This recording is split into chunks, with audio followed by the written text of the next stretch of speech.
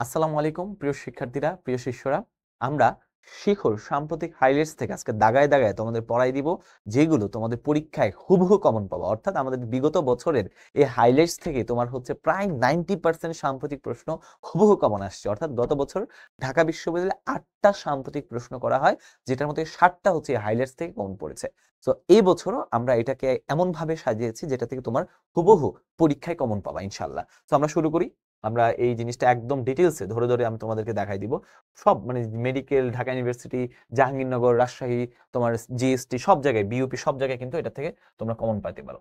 ওকে, so আমরা কি কি পড়বো মোটামুটি আমরা দেখে নিই। সো বাংলাদেশ বিষয়াবলী, বাংলাদেশের যত সাম্প্রতিক আছে সবগুলো আমরা দেখবো। রিসেন্টলি ইন্টারন্যাশনাল যত সাম্প্রতিক আছে সবগুলো দেখবো, এবং এই সাম্প্রতিকগুলোর দেখেই শেষ না, এটার পরে আমরা কিছু প্র্যাকটিসও করব। ওকে, আমরা শুরু করি।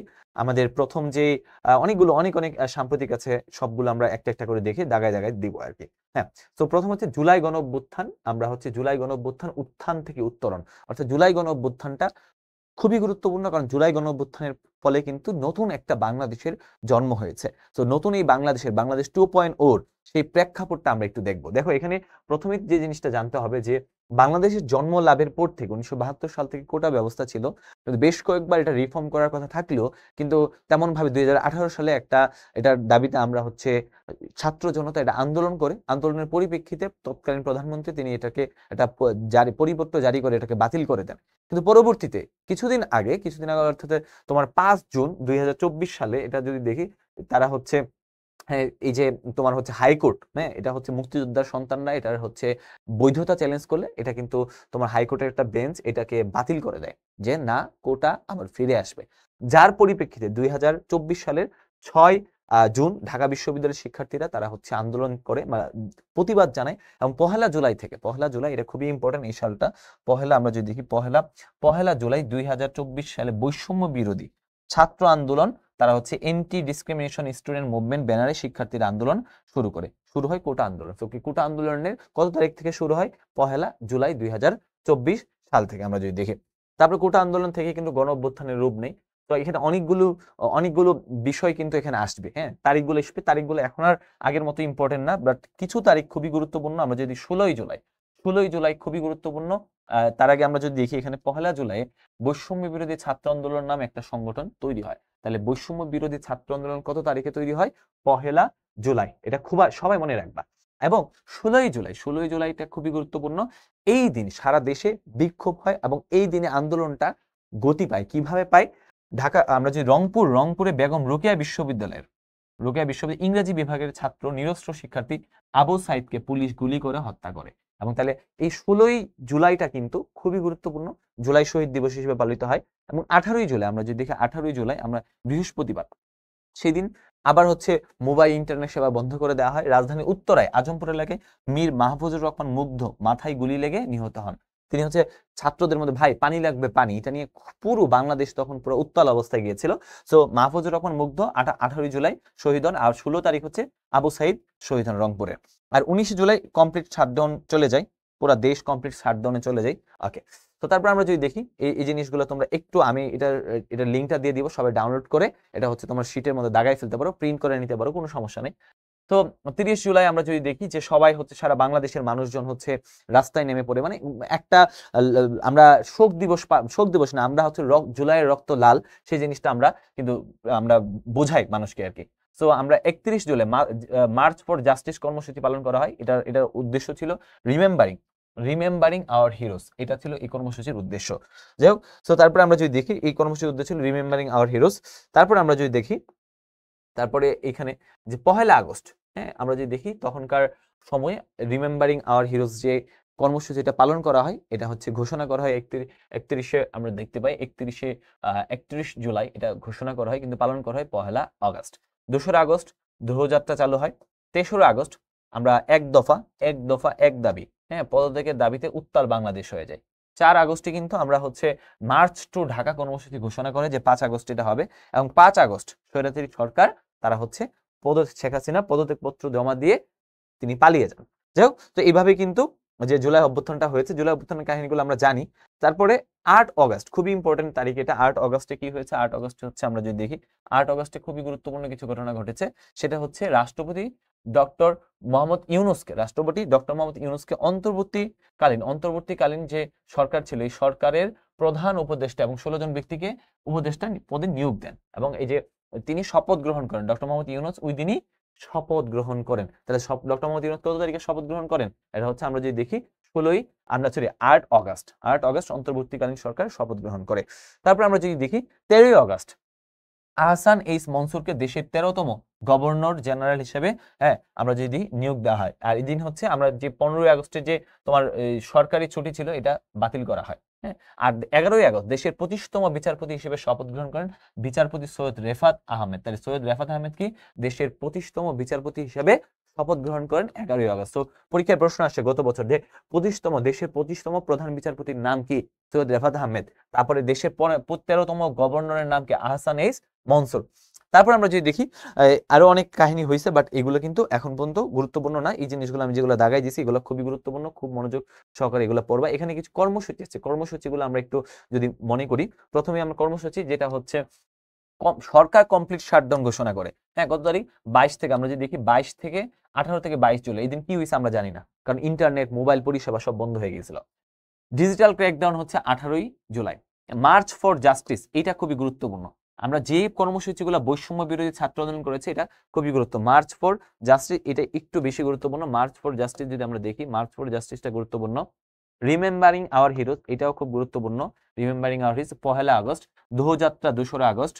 তারপর অসহযোগ আন্দোলন, মনে রাখবা অসহযোগ আন্দোলন শুরু হয় নন কোঅপারেশন, যে আমরা সরকারকে সহযোগিতা করতেছি না, এটা হচ্ছে 3 আগস্ট। হ্যাঁ, তারপর মার্চ টু ঢাকা এটাও খুব গুরুত্বপূর্ণ 5 আগস্ট। হ্যাঁ, রেজিস্ট্যান্স দরকার না, শহীদ মার্চ দরকার না, জাস্ট আমরা এখান থেকে যে মার্চ ফর জাস্টিস এটা 31 জুলাই।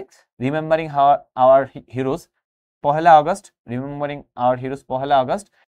তারপর হচ্ছে দোহযাত্রা 2 আগস্ট। তারপর হচ্ছে অসহযোগ 3 আগস্ট। আর মার্চ টু ঢাকা বা 36 জুলাই যেটা 5 আগস্ট। এই তারিখগুলো আমরা একটু মনে রাখবো। আর অনেক তারিখ আছে, দরকার নাই। 8 আগস্টটা ইম্পর্টেন্ট, আমরা আগেই বলেছি যে ওই দিন শপথ গ্রহণ করা অনুষ্ঠান, শপথ গ্রহণ হয়েছে। ওকে, সো আমরা যদি দেখি তারপরে আমাদের উদ্দেশ্য কি, তারপরে আমরা যদি দেখি এখানে আরো অনেকগুলো অন্তর্বর্তীকালীন সরকার গঠিত হয়েছে। হ্যাঁ, অন্তর্বর্তীকালীন সরকারের আমরা যদি দেখি অন্তর্বর্তীকালীন সরকার যখন গঠিত হয়েছে, অন্তর্বর্তীকালীন সরকার এখানে গঠিত হয়েছে। অন্তর্বর্তীকালীন সরকারে আমরা দেখব যে আমরা গত বছর প্রশ্ন আসছে যে অন্তর্বর্তীকালীন সরকারে কতজন নারী ছিল। অন্তর্বর্তীকালীন সরকারে 4 জন নারী ছিল। কোন 4 জন নারী ছিল আমরা দেখব। কোন 4 জন নারী ছিল আমরা দেখি যে 4 জন নারী ছিল, 4 জন নারী সদস্য ছিল অন্তর্বর্তীকালীন সরকারে। 4 জন নারী সদস্য ছিল। ওকে, তো অন্তর্বর্তীকালীন সরকারে 4 জন নারী সদস্য, এই যে ডক্টর সৈয়দা রেজানা হাসান অন্তর্বর্তীকালীন সরকারের নারী সদস্য। ডক্টর সৈয়দা রেজানা হাসান আমরা যদি দেখি, উনি পরিবেশ উপদেষ্টা নূরজাহান বেগম, ফরিদা আক্তার, শারমিন এস মুর্শিদ, এই 4 জন হচ্ছে কি নারী উপদেষ্টা ছিল। ওকে, সো আমরা যদি তারপরে যদি দেখি, ওকে, তারপরে আমরা যদি দেখি যে উপদেষ্টা পদমর্যাদায় 2 জন ব্যক্তি আছেন বর্তমানে। উপদেষ্টা পদমর্যাদায় যারা, যেমন হচ্ছে প্রধান উপদেষ্টার আন্তর্জাতিক বিষয়ক বিশেষ দূত জনাব লুৎফে সিদ্দিকী, আর প্রধান উপদেষ্টা রোহিঙ্গা সমস্যা এবং অগ্রাধিকার প্রাপ্ত বিষয়াবলী high representative doctor Khalilur Rahman, মানে ন্যাশনাল সিকিউরিটি অ্যাডভাইজার বলা হয় তাকে। তো এই 2 জনের নাম আমরা দিলাম। তারপরে এখানে বিভিন্ন যারা হচ্ছে বিভিন্ন মন্ত্রণালয় আছে, মন্ত্রণালয়গুলো তখনকার সময় গুরুত্বপূর্ণ ছিল যে কোন মন্ত্রণালয়ে কে দায়িত্ব পালন করতেছে, বর্তমান সময়ে এতটা গুরুত্ব বহন করে না। তারপরে আমরা ঢাকা বিশ্ববিদ্যালয়ে যারা পরীক্ষা দিবে তাদের ক্ষেত্রে আমি বলতে পারি ডক্টর সিআর আবরার, উনি ঢাকা বিশ্ববিদ্যালয়ের আন্তর্জাতিক সম্পর্ক বিভাগের টিচার ছিলেন এবং শিক্ষা উপদেষ্টা হয়েছেন। তো উনারটা তোমরা একটু জেনে রাখলাম। ওকে, তারপর আমরা যদি দেখি যে মাহফুজ, তারপর হচ্ছে আসিফ মাহমুদ সজীব, এগুলো এখন আসে। এবার আসি জুলাই গণঅভ্যুত্থানের শহীদদের পরিচিতি নিয়ে খুব প্রশ্ন আসে, তোমরা অনেকেই জানো শহীদদের পরিচিতি নিয়ে অনেক প্রশ্ন আসে।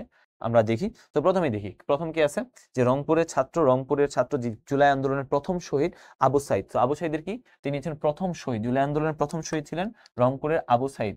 তারপরে তার জন্মস্থান কোথায়, যে রংপুরের পীরগঞ্জ উপজেলার মদনখালী ইউনিয়নের বাবনপুর গ্রামে। পিতা আমরা যে দেখি মকবুল হোসেন, মাতা আনোয়ার, এত দরকার নেই। শিক্ষার্থী ছিলেন উনি ইংরেজি বিভাগের, এটা অনেকগুলো ইউনিভার্সিটিতে কোন বিভাগের তিনি শিক্ষার্থী ছিলেন। তারপর শহীদ হন কত তারিখে, আমরা সবাই জানি 16 জুলাই 2024। উনি বেরুবির প্রধান ফটকের সামনে, মানে প্রধান যে ফটক ছিল যেটার নাম যে প্রধান গেটটার সামনে তাকে গুলি করে হত্যা করা হয়। তার বামনপুরে তার সমাধি। আবু সাইদকে নিয়ে এটা ইউনিভার্সিটিতে আসছে। ও অঙ্কিত শিল্প উন্নত মমশির, এটা কোথায় অবস্থিত? পরীক্ষা আসে যে আবু সাইদকে নিয়ে অঙ্কিত শিল্পকর্মের নাম কি? এই শিল্পকর্মটার নাম হচ্ছে উন্নতম মসজিদ। এবং এটা ডিজাইন করেন আমরা যদি দেখি যে এই শিল্পকর্মটা না মানে উনি আরেকটু গোছায়া করছে এটার মতোই দেখতে। সেক্ষেত্রে এটা হচ্ছে Shahid Kabir shoot me I bare my chest, এটা হচ্ছে আবু সাইদকে নিয়ে একটা নির্মিত চলচ্চিত্র। 16ই জুলাই আবু সাইদ দিবস পালন করার সিদ্ধান্ত নেয় বেগম রোকেয়া বিশ্ববিদ্যালয়। আরেকটা হচ্ছে বুক পেতেছি অনেক বড়, আমরা যে বুকের ভেতর অনেক ঝড়, বুক পেতেছি গুলি করো, স্লোগানটি মূলত আবু সাইদের একটা অভিব্যক্তি আমরা যদি দেখি। তারপর চট্টগ্রামে বীর চট্টলার তো আরেকজন শহীদ হয়েছে, যেটার নাম হচ্ছে বীর চট্টলার মানে চট্টগ্রামের প্রথম শহীদ। আমরা যদি দেখি প্রথম শহীদ হচ্ছে আমাদের এইখানের যে মানে ছাত্র গণ অভ্যুত্থানের দ্বিতীয় শহীদ কিন্তু চট্টগ্রামের প্রথম শহীদ চট্টগ্রাম কলেজের সমাজবিজ্ঞান বিভাগের শিক্ষার্থী ওয়াসিম আকরাম। তিনি 16ই জুলাই কিন্তু চট্টগ্রামে শহীদ হন। সমাধি তার নিজ এলাকায়। চলে আসুন 16 শহরে। 16 শহর চট্টগ্রামের একটা বিখ্যাত জায়গা যেখানে এটা ওয়াসিম আকরাম বলেছে। তারপর মাহফুজুর রহমান মুগ্ধের কথা তোমরা জানো, তার নিজের গ্রামের বাড়ি হচ্ছে ব্রাহ্মণবাড়িয়াতে, জন্মস্থান উত্তরাতে। তিনি খুলনা বিশ্ববিদ্যালয়ের এবং বিইউপির স্টুডেন্ট ছিল। খুলনা বিশ্ববিদ্যালয় থেকে অনার্স এবং বিইউপি থেকে মাস্টার্স এমবিএ করতেছিল আমরা যদি দেখি। সো তার হচ্ছে খুলনা বিশ্ববিদ্যালয়ের প্রধান ফটকের নাম হচ্ছে তার নামে করেছে শহীদ মীর মুগ্ধ তোরণ হিসেবে নামকরণ করা হয়েছে। তার বিখ্যাত তো পানি লাগবে পানি। যাই হোক, তারপর আমরা যদি দেখি এখানে অনেকগুলো বিষয় গুরুত্বপূর্ণ ভূমিকা রাখে, আমরা যদি দেখি। তো এইগুলো আমরা আস্তে আস্তে পড়বো। হ্যাঁ, ওকে। সো আমরা যদি দেখি, ওকে, তারপর আমরা দেখো এখানে আমাদের এখানে আরো অনেকগুলো তথ্য আছে, আমরা দেখব। গোলাম নাফিস শাইখ, আমরা যদি গোলাম নাফিস ফার্মগেটে শহীদ হয়েছে। অনেক শহীদদের এখানে পরিচয় দেওয়া আছে। জুলাই গণঅভ্যুত্থানের আব্দুল আহাদ, রিয়া গুপ, এখানে অনেক আছে। আমরা এখন চলে আসি জুলাই জাতীয় সনদ। এটা খুবই গুরুত্বপূর্ণ। জুলাই জাতীয় সনদটা কেন গুরুত্বপূর্ণ? কারণ জুলাইয়ের যত সংস্কার হয়েছে, এখন ধরো জুলাই জাতীয় সনদ মানে কি? সনদ মানে একটা তোমার চার্টার, এই চার্টারে সিগনেচার করে তুমি একটা সম্মতি দিচ্ছ যে এই বাংলাদেশে যতগুলো সংস্কার হয়েছে সবগুলো সংস্কারকে তুমি অনুমোদন দিচ্ছ। কি কি সংস্কার? জুলাই গণ অভ্যুত্থানের বা জুলাই রাষ্ট্রের বিভিন্ন ক্ষেত্রে যে 11টা সংস্কার কমিশন হয়েছে তাদের প্রস্তাব বাস্তবায়ন ঐক্যমত্যে, যে সকল রাজনৈতিক দলের ঐক্যমত্যের ভিত্তিতে একটি রাজনৈতিক দলিলটা কি বোঝায়? যে তারা যেই সংস্কারগুলো ঐক্যমত্য কমিশন তারা ঐক্যমত্য হয়েছে, যে রাজনৈতিক দলই ক্ষমতায় যাবে তারা এটা বাস্তবায়ন করবে। সো 25টা রাজনৈতিক দল তারা হচ্ছে এখানে স্বাক্ষর করেছে। তাদের মধ্য থেকে যদি কেউ নির্বাচিত হয়, তাদের মধ্য থেকে কেউ বাংলাদেশে নির্বাচিত হবে, তারা যখন ক্ষমতায় যাবে তারা যে সিগনেচারটা করেছে এই জুলাই জাতীয় সনদে, যে তারা ভবিষ্যতের রূপরেখা, এখানে তারা এটা বাস্তবায়ন করবে। কি কি ছিল এখানে আমরা যদি দেখি, এটা প্রণয়ন করছে কে? জাতীয় ঐক্যমত্য কমিশন। এটা হচ্ছে স্বাক্ষরিত, এটা খুবই গুরুত্বপূর্ণ। কত তারিখে স্বাক্ষরিত হয়? 17 অক্টোবর জাতীয় সংসদে দক্ষিণ প্লাজাতে। হ্যাঁ, মোট 25টা দল এটাকে স্বাক্ষর করেছে। 84টা সংস্থার প্রস্তাব আছে এবং আমরা এখানে চারটা পদ্ধতি এখানে বলা হয়েছে কিভাবে এটা বাস্তবায়ন করা যায়, চারটা পদ্ধতি। এবং অঙ্গীকারের 7 দফা এখানে অঙ্গীকার নামা আছে যে আমি অঙ্গীকার করেছি এরকম। সেখানে অনেকগুলো সংবিধানের সাথে এই সনদটা সংবিধানের সাথে সংযুক্ত থাকবে। এখানে কিছু জিনিস যেমন বৈধতা নিয়ে আদালতে, জুলাই গণঅভ্যুত্থানের বৈধতা নিয়ে আদালতে প্রশ্ন তোলা যাবে না। জুলাই গণঅভ্যুত্থানকে সাংবিধানিক স্বীকৃতি দেওয়া হয়। আমরা যদি দেখি সনদের 3টা ভাগ। প্রথম ভাগে সনদটা কেন তৈরি হয়েছে, পটভূমি। দ্বিতীয় ভাগে এটার সংস্কারের প্রভাবটা।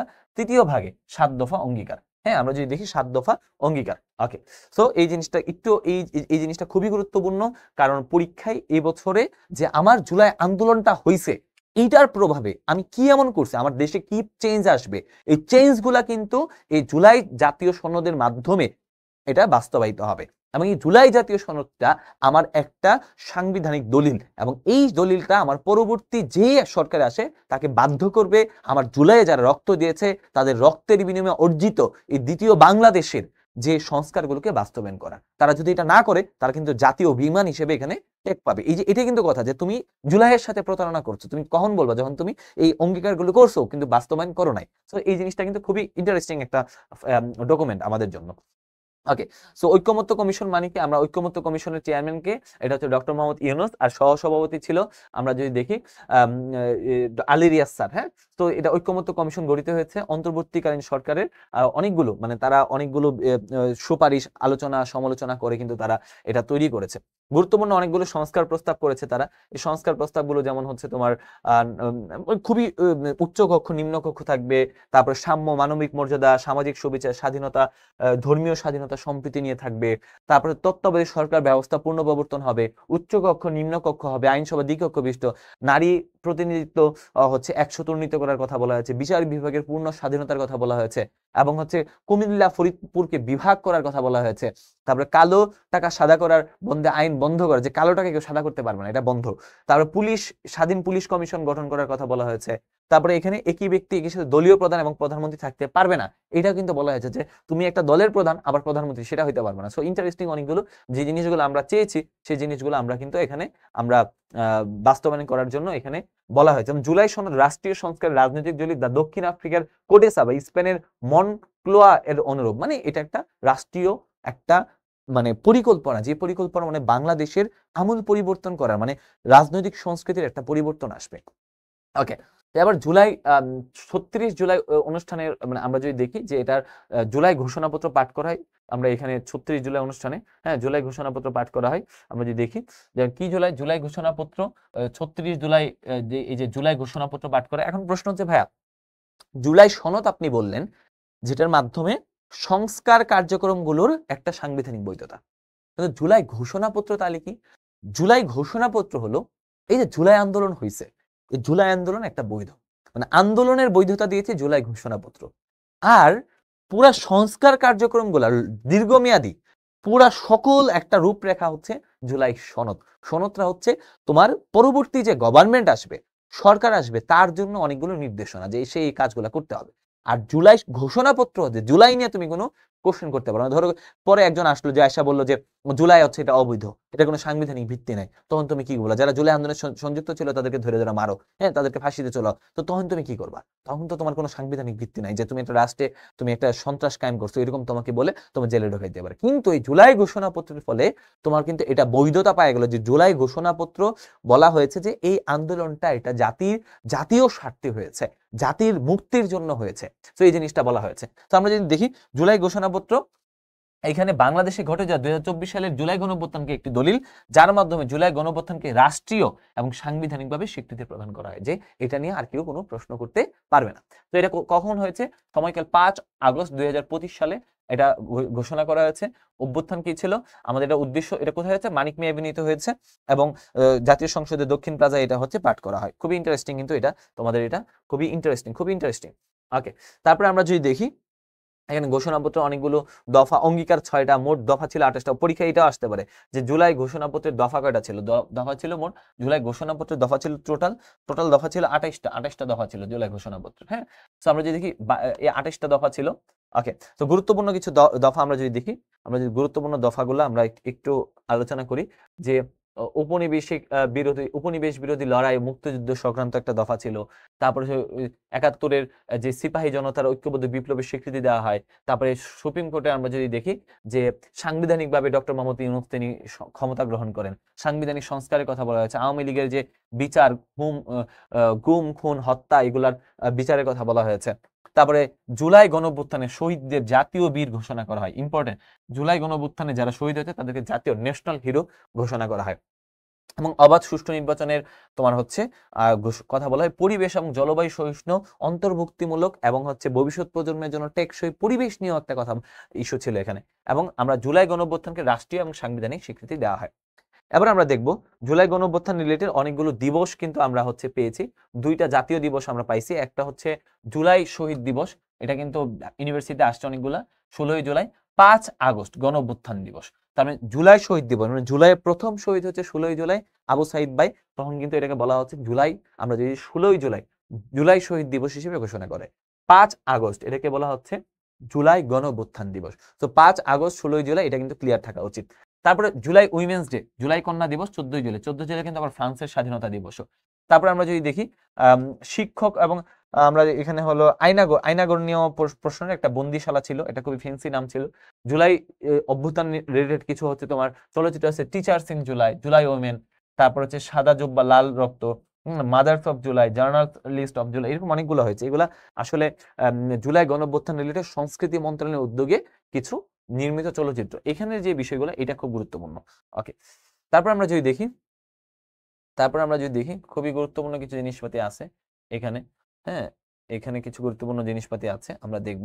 জুলাই গণঅভ্যুত্থান, আমরা যদি জুলাই গণঅভ্যুত্থান স্মৃতি জাদুঘর, স্মৃতি জাদুঘরটা কি, যে শেখ হাসিনার যে পূর্ববর্তী গণভবন, এই গণভবনটাকেই 5 সেপ্টেম্বর থেকে এটা জাদুঘরের রূপান্তর দেওয়া, এবং এটা যদি শেরেবাংলা নগরে অবস্থিত, এটা কিন্তু 5 অগাস্টে এটা উদ্বোধন করা হয়। 5 আগস্ট এটা উদ্বোধন করা হয় জাদুঘর হিসেবে।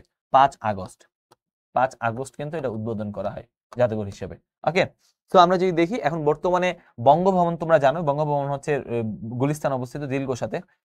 যমুনা হচ্ছে রাষ্ট্রীয় অতিথি ভবন ছিল রাজধানী মিন্টো রোডে, কিন্তু এটা বর্তমানে প্রধান উপদেষ্টার কার্যালয় হিসেবে বা বাসভবন হিসেবে ব্যবহৃত হচ্ছে। ওকে, জুলাই গণঅভ্যুত্থান স্মৃতি জাদুঘর হিসেবে ব্যবহৃত হচ্ছে গণঅভ্যুত্থান, এটা কি গণভবনকে। জুলাই স্মৃতি ফাউন্ডেশন, এটাও খুব গুরুত্বপূর্ণ। জুলাই স্মৃতি, জুলাই ব্যক্তিদের হচ্ছে স্মরণে, তাদেরকে শহীদ হওয়া ব্যক্তিদের স্মরণে একটা স্মৃতি ফাউন্ডেশন তৈরি করা হয়েছে, যেটার মাধ্যমে তাদের তাদের হচ্ছে জুলাই যারা শহীদ হয়েছে তাদের জন্য কাজ করা হবে। যেমন হচ্ছে এটা ডক্টর মোহাম্মদ ইউনূস এটা সভাপতি, বর্তমানে 10 সেপ্টেম্বর এটা তৈরি হয়েছে। ওকে, জুলাই গণ অভ্যুত্থান অধিদপ্তর তৈরি করা হয়েছে, এটা মুক্তিযোদ্ধা মন্ত্রণালয়ের অধীনে আলাদা একটা অধিদপ্তর হিসেবে প্রকাশ পেয়েছে। জুলাই শহীদ স্মৃতিস্তম্ভ নির্মিত করা হবে, যেটা হচ্ছে যে দেশে তোমার হচ্ছে আমরা যদি দেখি 64টা জেলায়, এবং প্রথম যেটা নির্মাণ করা হয়েছে নারায়ণগঞ্জে, একটা পুরা এরকম লম্বা একটা গোল, যেটার মধ্যে জুলাইয়ের বিভিন্ন হচ্ছে তোমার আন্দোলনের বাণী এগুলা রাখা হবে। এটার নকশাকার হচ্ছে শিল্পী আব্দুল হামিদ চঞ্চল, শিল্পী আব্দুল হামিদ চঞ্চল হচ্ছে এটার নকশাকার। ওকে, সো আমরা যদি দেখি শিল্পী আব্দুল হামিদ চঞ্চল হচ্ছে এটার নকশাকার। জুলাই গণঅভ্যুত্থান নিয়ে অনেক কিছু, জুলাই গণঅভ্যুত্থানের বর্ষপূর্তিতে মাসব্যাপী একটা অনুষ্ঠান হয়েছে জুলাই ফর ইভার নেমে, এটা একটু মনে রাখো। এবার দেখি এক নজরে জুলাই গণঅভ্যুত্থানের কিছু প্রাসঙ্গিক তথ্য। তো এটা একটু এখানে কিছু জিনিস আমি দাগাই দিব, যেটা হচ্ছে গণমিনার। জুলাই অভ্যুত্থানের একটা আমরা যদি তাদের যে গণপ্রতিরোধ এবং আত্মত্যাগের স্মরণে ঢাকার বিজয় সরণিতে নির্মিত হবে, যেহেতু হয়নি এটা ইম্পর্টেন্ট না। আমরা যদি অদম্য 24 জাহাঙ্গীরনগরে নির্মিত প্রথম জুলাই স্মৃতিস্তম্ভ, তাহলে জুলাইয়ের প্রথম স্মৃতিস্তম্ভের নাম কি, স্মৃতিজ্ঞ, যেটার নাম হচ্ছে অদম্য 24। জুলাই কন্যা অ্যাওয়ার্ড, আমরা জুলাই শহীদ স্মৃতিসৌধ, এটা হচ্ছে যশোরে। 36 জুলাই গেট, সিলেট কৃষি বিশ্ববিদ্যালয়। এরকম অনেকগুলো জুলাই নিয়ে অনেক অনেক কাজ হয়েছে, বাট সবগুলা গুরুত্বপূর্ণ না, আমরা যেগুলো গুরুত্বপূর্ণ এগুলো তো আমরা দাগাই দিলামই। ওকে, সো তারপরে জুলাই নিয়ে ধরো মুনসুন বিপ্লব বলা হয় এটাকে, doctor Mohammad Yunus monsoon Biplab. Art of Triumf, এটা খুবই গুরুত্বপূর্ণ। আর্ট অফ ট্রায়াম্ফ এটা খুবই গুরুত্বপূর্ণ। এটা দিয়ে কি বোঝানো হচ্ছে, এটা দিয়ে বোঝানো হচ্ছে জুলাইয়ের যে আন্দোলনে চলাকালীন সময় ঢাকার দেয়ালে বিভিন্ন গ্রাফিতি ছিল, এটাকে বলা হয় আর্ট অফ ট্রায়াম্ফ। এটা নিয়ে কিন্তু পরীক্ষার প্রশ্ন আসছে, অনেকবার আসছে। আমরা আসছে ফাল্গুনে আমরা কিন্তু দ্বিগুণ হবো, এটা কিন্তু জহির রায়হানের একটা উক্তি। যাই হোক, সো আমরা নেক্সট ইয়েতে আগাই, বিদ্রোহ বিপ্লবে। আমরা এইখানে যদি দেখি জুলাই আমরা যদি দেখি জুলাই গণঅভ্যুত্থান আলোচিত কিছু শব্দাবলী ছিল গণহত্যা চালানো হয়েছে, যেটা জেনোসাইড চালানো হয়েছে এটা আমরা বলি। সো এটা খুবই গুরুত্বপূর্ণ একটা বিষয়। গণহত্যা কনভেনশন হয়েছে কত সালে, 1948 সালে। গণহত্যা নিয়ে আন্তর্জাতিক একটা কনভেনশন আছে। মব জাস্টিসের অর্থ হচ্ছে উত্তাল জনতা বিচার, যখন কোন একটা বিষয় জনতা হচ্ছে আইনের দ্বারস্থ না হয় নিজেরা পিটায় মেরে ফেলে, দেখো না, এটা মব জাস্টিস। এটা খুবই কমন একটা শব্দ হিসেবে। ডিজিটাল ক্র্যাকডাউন, ইন্টারনেট যে সেবা বন্ধ করে দিয়েছে, সামাজিক যোগাযোগ বন্ধ করে দিয়েছে, আমরা অনেকে ভিপিএন ইউজ করে অন্য দেশে গিয়ে এই জিনিসগুলো আমরা পরিচালনা করেছি বা দেখেছি। এগুলো হচ্ছে কি, এগুলো হচ্ছে সামাজিক যোগাযোগ মাধ্যম ইন্টারনেটের ক্র্যাকডাউন, ডিজিটাল ক্র্যাকডাউন বলা হয় এটাকে, কি ডিজিটাল ক্র্যাকডাউন বলা হয়। ওকে, তারপর আমরা যদি দেখি যে জেনজি, তোমরা অনেকেই জেনজি আছো। জেনজি মানে কি, জেনজি একটা শব্দ যেটা দ্বারা জেনারেশন জেড কে বোঝানো হয়। এটার সংক্ষিপ্ত রূপ কি, জেনারেশন জেড এর সংক্ষিপ্ত রূপ কি, যে জেনজি। এবং এই জেনজিরা 1997 থেকে 2012 সালের মধ্যে যারা জন্মগ্রহণ করছে তারা হচ্ছে জেনজি। হ্যাঁ, জেনজি। সো এদের বয়স, বর্তমান প্রজন্মের বয়স হচ্ছে 12 থেকে 27 বছর। হ্যাঁ, আমরা যদি দেখি, এবং এরপরের জেনারেশনটা পরীক্ষায় আসে, যে জেনারেশন জেনজির পরে এটাকে জেনারেশন জেড এর পরে জেনারেশন আলফা বলা হয়। জেনারেশন আলফা কোনটা, পরীক্ষায় কিন্তু জেনারেশন জেড বা জেনজিও না সেটাও আসতে পারে, পরবর্তী জেনারেশন বর্তমানে যে জেনারেশন আলফা 2013 থেকে 2024। জেনারেশন বিটা আমরা যদি দেখি, আলফার পরে বিটা 2024 থেকে এরপরে জেনারেশনটা হবে। ওকে, সো এটা মনে রাখবা, এই দুইটা জেনারেশন খুবই গুরুত্বপূর্ণ, জেনারেশন জেড আর জেনারেশন আলফা। ওকে, তারপর আমরা যদি দেখি, আমাদের আগেরটা হচ্ছে মিলেনিয়াম। তারপর ব্লকের ফেসিবাদটা খুব গুরুত্বপূর্ণ, ফেসিবাদ নিয়ে পরীক্ষায় প্রশ্ন আসছে। ফেসিবাদ কি, ফেসিবাদ হইলো ধারণাটা উৎপত্তি হয়ে প্রথম বিশ্বযুদ্ধের পর ইতালিতে ফেসিবাদের হয়েছে। ফেসিবাদের জনক ছিল বেনিতো মুসোলিনি। তাহলে ফেসিবাদের জনক কে ছিল, বেনিতো মুসোলিনি। ফেসিবাদের একটি ইতালির বেনিতো মুসোলিনি ছিলেন ইউরোপের প্রথম ফেসিস্ট নেতা, এবং মুসোলিনিকেও ফেসিবাদের জনক বলা হয়। এবং ফেসিবাদের অনুরূপে জার্মানিতে কিন্তু নাৎসিবাদ এটা কিন্তু পরিচালনা করা হয়। জার্মানিতে নাৎসিবাদ কিন্তু ফেসিবাদের অনুরূপে চালন করা হয়। হ্যাঁ, সো এই জিনিসটা তোমার হচ্ছে গুরুত্বপূর্ণ বিষয়, আমরা যদি দেখি গুরুত্বপূর্ণ বিষয় হিসেবে কাউন্ট হয়। সো আমরা যদি দেখি, তারপরে আমাদের কথা হচ্ছে জুলাই গণহত্যার বিচারে দুইটা আন্তর্জাতিক অপরাধ ট্রাইব্যুনাল হয়েছে। একটা আমরা যদি যে আন্তর্জাতিক অপরাধ ট্রাইব্যুনাল 1 আর একটা আন্তর্জাতিক অপরাধ ট্রাইব্যুনাল 2। সো এই দুইটা ট্রাইব্যুনাল হয়েছে কিছুদিন আগে। শেখ হাসিনার যে বিচার হয়েছে এটা ট্রাইব্যুনাল 1-এ হয়েছে। পরীক্ষার প্রশ্ন কত নম্বর? চেয়ারম্যান ছিল বিচারপতি মোহাম্মদ গোলাম মুর্তজা মজুমদার, সদস্য দুইজন, বিচারপতি শফিউল আলম মাহমুদ এবং মুহিতুল হক এনাম চৌধুরী। তো 2-3 জনকে নিয়ে এই বেঞ্চটা হয়েছে এবং তারা কিন্তু জুলাই গণ অভ্যুত্থানের যে তোমার হচ্ছে একটা প্রথম যে একটা রায় কিন্তু দিয়েছে। তো আমরা যদি দেখি যে এই রায়টা হচ্ছে তোমার আন্তর্জাতিক অপরাধ ট্রাইব্যুনাল কিন্তু তৈরি করা হয়েছিল বিশেষ করে তোমার যারা 71-এর যারা হচ্ছে মানবতা বিরোধী অপরাধ করছে তাদেরকে উদ্দেশ্য করে। সো শেখ হাসিনার আন্তর্জাতিক যে অপরাধ ট্রাইব্যুনালে মামলা রায় দিয়েছে কত তারিখ, এটা পরীক্ষা এটাও আসতে পারে। তো 17 নভেম্বর 2025 সালে তাকে মৃত্যুদণ্ড দেওয়া হয়। মামলার কারণ জুলাই আগস্টে গণঅভ্যুত্থানে সংঘটিত মানবতা বিরোধী অপরাধ, যে 2000 বলা হয় মুক্তিযোদ্ধা মন্ত্রণালয়ের মতে 836 জন গেজেটেড যারা মারা গেছে। রায় প্রদান করছে ট্রাইব্যুনাল 1, যেটার প্রধান ছিল বিচারপতি মোহাম্মদ গোলাম মুর্তজা মজুমদার। 2 জন সদস্য ছিল, যেটার নাম হচ্ছে বিচারপতি শফিউল আলম মাহমুদ এবং বিচারপতি মুহিতুল হক এনাম চৌধুরী। তো যে শেখ হাসিনার রায় কবে দেওয়া হয়, তাকে কি দেওয়া হয়? মৃত্যুদণ্ড দেওয়া হয়। কে রায় প্রদান করে? ট্রাইব্যুনাল 1। সো এই তথ্যগুলো একটু মনে রাখবা। ওকে, তারপর আমরা যদি দেখি যে জুলাই গণ অভ্যুত্থানে হ্যাঁ অনুসন্ধানে জাতিসংঘের ফ্যাক্ট ফাইন্ডিং মিশন হয়েছে। তারা কিন্তু খুঁজে পাইছে যে এই অঞ্চলে বা আমাদের উপরে যে তাদের প্রতিবেদন অনুযায়ী 1400 জন মানুষ কিন্তু মারা যায়। এবং এই ফ্যাক্ট ফাইন্ডিং মিশনটা কি? এটা হচ্ছে তোমার জাতিসংঘের office of the high commission of human rights for human rights, এটা কিন্তু OHCHR office of the high commissioner of for human rights থেকে কিন্তু এটা পাবলিশ করা হয়েছে। সেটা জেনেভা থেকে, মানে আন্তর্জাতিক স্বীকৃতি পাইল। বাংলাদেশ 76তম দেশ হিসেবে international convention for the protection of all person from the enforced disappearance এটা স্বাক্ষর করেছে। মানে গুম বিরোধী, যে বাংলাদেশ কখনো গুম করবে না, এই বিরোধীর কনভেনশনে একদম সিগনেটরি বাংলাদেশ। ওকে, তারপরে আমরা যদি এটা ডক্টর মোহাম্মদ ইউনূস এটা স্বাক্ষর করছে। তারপরে হচ্ছে রাষ্ট্রের বিভিন্ন সংস্কারের ক্ষেত্রে 11টা কমিশন গঠন করা হয়েছে। সো কমিশন আমরা যদি দেখি যে নির্বাচন ব্যবস্থার জন্য বদিউল আলম মজুমদারের নেতৃত্বে একটা, তারপর হচ্ছে পুলিশের জন্য সফররাজ হোসেন। এই সংস্কার কমিশন থেকে প্রশ্ন আসতে পারে যে কোনটার জন্য কি, যেমন বিচার বিভাগের জন্য শাহ আবু নাইম মমিনুর রহমান, দুর্নীতি দমনের জন্য ইফতেখারুজ্জামান, জনপ্রশাসনের জন্য আব্দুল মুঈদ চৌধুরী এবং সংবিধানের জন্য আলিরিয়াস চৌধুরী। এরকম করে কিন্তু অনেকগুলো সংস্কার কমিশন আমরা যদি দেখি যে হ্যাঁ স্বাস্থ্য সংস্কার কমিশন করা হয়েছে, গণমাধ্যম সংস্কার কমিশন হচ্ছে, একটু দেখে নিবা। ওকে, তারপরে এখানে জুলাই গণঅভ্যুত্থান রিলেটেড যে প্রশ্নগুলো গত বছর বিভিন্ন ইউনিভার্সিটিতে আসছে, এটার যে একটা তালিকা দেওয়া আছে যে এখানে এই তথ্যগুলো আমরা সলভ করলেও পারি, বাট আমরা এগুলো তোমরা দেখলেই পারবা। যেমন হচ্ছে 36 জুলাই কত তারিখ? 5 আগস্ট। তারপর তোমার হচ্ছে আমরা যদি দেখি যে আমরা এখানে 36 জুলাই বিপ্লব প্রথম শহীদকে আবু সাইদ, হ্যাঁ এরকম জিনিসগুলো জুলাই স্মৃতি ফাউন্ডেশন 10 অক্টোবর আমরা পারবো না, সেগুলো আসলে কিন্তু 16 জুলাই, হ্যাঁ 16 জুলাই আবু সাইদ ভাইয়ের শহীদ হয়েছে। জুলাই বিপ্লবের গান লেখা তোমাদের ভুলবো না গায়ককে, হ্যাঁ শান শায়েক, হ্যাঁ। তারপরে এখানে অনেকগুলো প্রশ্ন, প্রায় 40-50টা প্রশ্ন আছে, সেগুলো হচ্ছে জুলাই গণঅভ্যুত্থান রিলেটেড প্রশ্নগুলো খুবই সহজভাবে দেওয়া আছে। হ্যাঁ এগুলো একদম ইজি প্রশ্ন, ওকে, যেগুলো আমরা আলোচনা করলাম এতক্ষণ।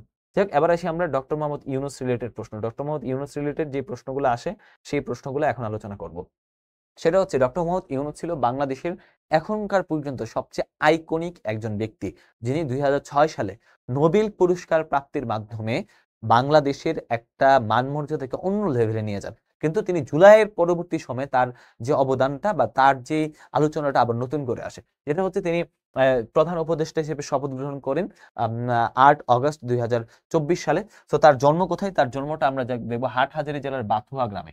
হ্যাঁ, তো এটা ইম্পর্টেন্ট। তিনি ডক্টর মোহাম্মদ ইউনূস তার প্রতিষ্ঠান গ্রামীণ ব্যাংক যৌথভাবে, দুইটা কিন্তু প্রতিষ্ঠান, শুধুমাত্র সেই নোবেল পুরস্কার পায়নি, গ্রামীণ ব্যাংকও নোবেল পুরস্কার একটা প্রতিষ্ঠান হিসেবে 2006 সালে শান্তিতে নোবেল পুরস্কার পেয়েছেন। ওর অর্থনীতিতে, অনেকে এটা ভুল করে, অর্থনীতিতে পান না। তিনি কোন বিশ্ববিদ্যালয় কোথাকার ছাত্র ছিলেন? তিনি চট্টগ্রাম কলেজে পড়তেন, আমরা ঢাকা বিশ্ববিদ্যালয় থেকে অর্থনীতিতে বিএ করেন এবং MA সম্পন্ন করেন। তারপরে তিনি কিন্তু চট্টগ্রাম বিশ্ববিদ্যালয়ে শিক্ষক হিসেবে জয়েন করেন, তাই না? ওকে, তো তার কর্মজীবনটা আমরা যদি একটু দেখি, তিনি ধরো বিভিন্ন জায়গায় শিক্ষকতা করেছেন। তার সবচেয়ে বড় হচ্ছে প্রকল্প যেটা হচ্ছে তার সবচেয়ে বড়, তিনি 1974 সালে আমরা যদি দেখি তেভাগা খামার প্রতিষ্ঠা করেন।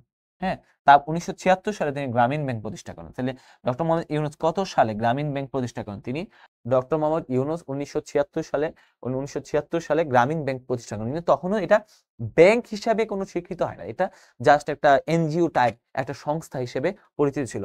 ওকে, তো পরীক্ষার মধ্যে যদি 1976 অপশন থেকে 76 দিয়ে আর যদি ব্যাংক হিসেবে প্রতিষ্ঠিত হয় 1983 সালে। হ্যাঁ, আমরা যদি দেখো এটা পাবো এখানে। যাই হোক, তো 1976 সালে তিনি বৃন্দাবন গ্রামীণ ব্যাংক প্রতিষ্ঠা করেন। গ্রামীণ ব্যাংক প্রতিষ্ঠা করেন। আর যদি এটা না থাকে 1983 সাল দিয়ে দিবা। ওকে, শুরুটা হয় 1976 সালে। ওকে, এটা খুবই ক্ষুদ্র ঋণ, মাইক্রো ক্রেডিট লেন, মানে ক্ষুদ্র ঋণের জনক বলা হয় তাকে। ওকে, তার কিছু বই আছে, থ্রি ফার্মার্স অফ জোব্রা, তারপর হচ্ছে banker of the poor, the world of three zeros, যে বিল্ডিং সোশ্যাল বিজনেস, এই জিনিসগুলো কিন্তু তার উল্লেখযোগ্য গ্রন্থ। তারপর ডক্টর মোহাম্মদ পৃথিবীর বিভিন্ন 48টা বিশ্ববিদ্যালয় থেকে 48টা বিশ্ববিদ্যালয় ডক্টরেট ডিগ্রি পাইছে এবং যুক্তরাষ্ট্রের সর্বোচ্চ বেসামরিক সম্মাননা, বাংলাদেশের সর্বোচ্চ বেসামরিক সম্মাননা হচ্ছে স্বাধীনতা পদক, যুক্তরাষ্ট্রের সর্বোচ্চ বেসামরিক সম্মাননা ছিল কংগ্রেশনাল গোল্ড মেডেল, দারিদ্র্যের বিরুদ্ধে যুদ্ধে অবদানের স্বীকৃতি হিসেবে তা কিন্তু দেওয়া হয়। কংগ্রেশনাল গোল্ড মেডেল পাওয়া প্রথম বাংলাদেশি মুসলিম হচ্ছে ডক্টর, আমরা যদি দেখি, মোহাম্মদ ইউনূস। জাতিসংঘের বিশেষ সম্পদশালী ব্যক্তিদের সমাবেশে আয়োজন করে আমরা যদি দেখি তিনি এই এটা পান। ডক্টর মোহাম্মদ ইউনূসকে আজীবন সম্মাননা পুরস্কার প্রদান করে একজন সামাজিক উদ্যোক্তা হিসাবে। ওকে, তারপরে তার অনেকগুলো পুরস্কার আছে, এই পুরস্কারগুলো দিলে একটা দিন পার হয়ে যাবে। তো আমরা যদি দেখি তিনি প্রেসিডেন্ট অ্যাওয়ার্ড পাইছে, রেমন ম্যাগসেসে পাইছে, তারপরে স্বাধীনতা পুরস্কার, আগা খান অ্যাওয়ার্ড, তারপরে আমরা যদি দেখি নোবেল শান্তি পুরস্কার, অলিম্পিক লরেল পুরস্কার পেয়েছেন। ওকে, সো তার 03 তথ্যটা, মানে জিরো তথ্য 30টা খুবই প্রসিদ্ধ। 3টা জিরো নিয়ে উনি কথা বলছেন, 3টা জিরো খুবই গুরুত্বপূর্ণ। একটা হচ্ছে একটা দারিদ্র্য, আমরা যে প্রথম জিরোটা দারিদ্র্য, বেকারত্ব এবং শূন্য কার্বন নিঃসরণের, এই 3টা নিয়ে তিনি কিন্তু বিশ্বব্যাপী তার হচ্ছে তার তথ্যটা খুব জনপ্রিয়তা পেয়েছে। 2024 সালে প্যারিস অলিম্পিকে তার 30 তথ্যটা অনেক বেশি আলোচিত হয়েছে। তো এটার উপর থিম করেই 24-এর যে ফ্রান্সের প্যারিসে নোবেল নোবেল না, মানে অলিম্পিক পুরস্কারের এই যে অনুষ্ঠানটা, সেটা কিন্তু আমরা বা সবটা কিন্তু সাজানো হয়েছে। ওকে, ইউনূস সেন্টার এই দরকার নাই। আমরা গ্রামীণ ব্যাংক হিসেবে আমরা যদি গ্রামীণ ব্যাংকটা পড়লাম, ডক্টর মোহাম্মদ ইউনূস গ্রামীণ ব্যাংক সম্পর্কিত কিছু কথা 1976 সালে তিনি করেছেন। এটা তো এগুলো জানি। তো ডক্টর মোহাম্মদ ইউনূস নিয়ে তার কিছু ইয়া নিয়ে, ডক্টর মোহাম্মদ ইউনূসের তথ্য নিয়ে কিন্তু এখানে আছে অনেকগুলো এমসিকিউ, এগুলো কিন্তু বিভিন্ন সময়ে বিভিন্ন ইউনিভার্সিটিতে আসছে। সামাজিক ব্যবস্থার ধারণা, ব্যবসার ধারণা কে দেন ডক্টর মোহাম্মদ ইউনূস। তো এরকম এগুলো কিন্তু আমরা পড়বো। তারপর জাতিসংঘের রোহিঙ্গা বিষয়ক সম্মেলন করছে, এটা খুবই গুরুত্বপূর্ণ যে জাতিসংঘ একটা রোহিঙ্গাদের নিয়ে, রোহিঙ্গা যেই সমস্যাটা চাপা পড়ে গেছে, এই সমস্যাটা নিয়ে তারা হচ্ছে কথা বলছে। কি কথা বলছে? তারা হচ্ছে বলছে যে 30 সেপ্টেম্বর 2025 সালে, এটা খুবই গুরুত্বপূর্ণ, 30 কত তারিখে হয়েছে, এটা কত, রোহিঙ্গা বিষয়ে একটা আন্তর্জাতিক সম্মেলন করেছে। কে করেছে? জাতিসংঘ করেছে। তো জাতিসংঘে হয়েছে এবং এই সম্মেলনে আমরা যদি দেখি নিউ ইয়র্কে, যুক্তরাষ্ট্রের নিউ ইয়র্কে, যেখানে 30 সেপ্টেম্বর এই 2025 সালে এটা কিন্তু একটা সম্মেলন হয়েছে। এই সম্মেলনে সংকট সমাধানের জন্য আমরা যদি দেখি রোহিঙ্গা বিষয়ক এখন মতো সবচেয়ে বড় সম্মেলন হচ্ছে এই জাতিসংঘের এই সম্মেলনটা। সংকট সমাধানে জাতিসংঘের মহাসচিব 3টি পদক্ষেপের কথা বলেছেন। আবার সংকট সমাধানে প্রধান উপদেষ্টা কয় দফা প্রস্তাব দেন, পরীক্ষা আসতে পারে কয় দফা, এটা খুবই গুরুত্বপূর্ণ। 7 দফা প্রস্তাব দেন, 7 দফা প্রস্তাব দেন। বর্তমানে বাংলাদেশে 13 লক্ষ রোহিঙ্গা আছে, আর রোহিঙ্গা গণহত্যা দিবস নরমালি পালন করা হচ্ছে 25শে আগস্ট পর্যন্ত। হ্যাঁ, 25শে আগস্ট পর্যন্ত এটা কিন্তু পালন করা হয়। Our future hour voice, message ahead on the ahead on the UN conference on Rohingya শিরোনামে এটা হচ্ছে। আমরা যদি দেখি আরেকটা কনফারেন্স হয়েছে 27 সেপ্টেম্বর 2025 রোহিঙ্গা উখিয়াতে। হ্যাঁ, উখিয়াতেও একটা হয়েছে। ওকে, তো তারপরে আমরা যদি দেখি, তারপরে আমাদের এখানে আরো অনেকগুলা গুরুত্বপূর্ণ বিষয় আছে। রোহিঙ্গার অংশীজনের দরকার নেই, জাতিসংঘের রোহিঙ্গা সম্মেলনটা আমরা যদি দেখি, রোহিঙ্গার সম্মেলনটা খুবই গুরুত্বপূর্ণ একটা ভূমিকা রাখে। আচ্ছা, বাংলাদেশের প্রথম কার্বন নিউট্রাল শিশু জন্মগ্রহণ করে, এটা খুবই গুরুত্বপূর্ণ। কার্বন নিউট্রাল শিশু মানে কি? ধরো তুমি যে পরিমাণ কার্বন নিঃসরণ করো, ঠিক সেই পরিমাণ কার্বন যেন মানে কনজিউম করার মতো গাছ রোপণ করছো, এটাই হচ্ছে কার্বন নিউট্রাল শিশু। তো উনি, নাম কি তার নাম হচ্ছে, আমরা যদি দেখি শিশু গ্রামের শিশু, সাতক্ষীরার তালা উপজেলার শিবপুর গ্রামের শিশু আয়ান খান রুহাব। উনি উনি ও হচ্ছে মাত্র 8 বছর বয়স, 8 মাস বয়সে রুহাব এই বিশেষ স্বীকৃতি অর্জন করেন। হ্যাঁ, এটা কিন্তু কিভাবে, তার পিতামাতা আমরা যদি দেখি, তারা এই 580টা ফলজ এবং বনজ গাছ রূপান্তর বপন করে কিন্তু এই জিনিসটা তারা যে বাংলাদেশের প্রথম কার্বন নিউট্রাল শিশু জন্মগ্রহণ করে আর কি। ইউনেস্কো সভাপতি হিসেবে নির্বাচিত বাংলাদেশ, ইউনেস্কো সভাপতি বর্তমানে বাংলাদেশ নিযুক্ত হয়েছে। তো 43তম সাধারণ অধিবেশনে বাংলাদেশ এটার সভাপতি পায়। রাষ্ট্রদূত বর্তমানে বাংলাদেশের রাষ্ট্রদূত হিসেবে খন্দকার এম এ তালহা এটার সভাপতি হিসেবে দায়িত্ব পালন করছেন। বাংলাদেশ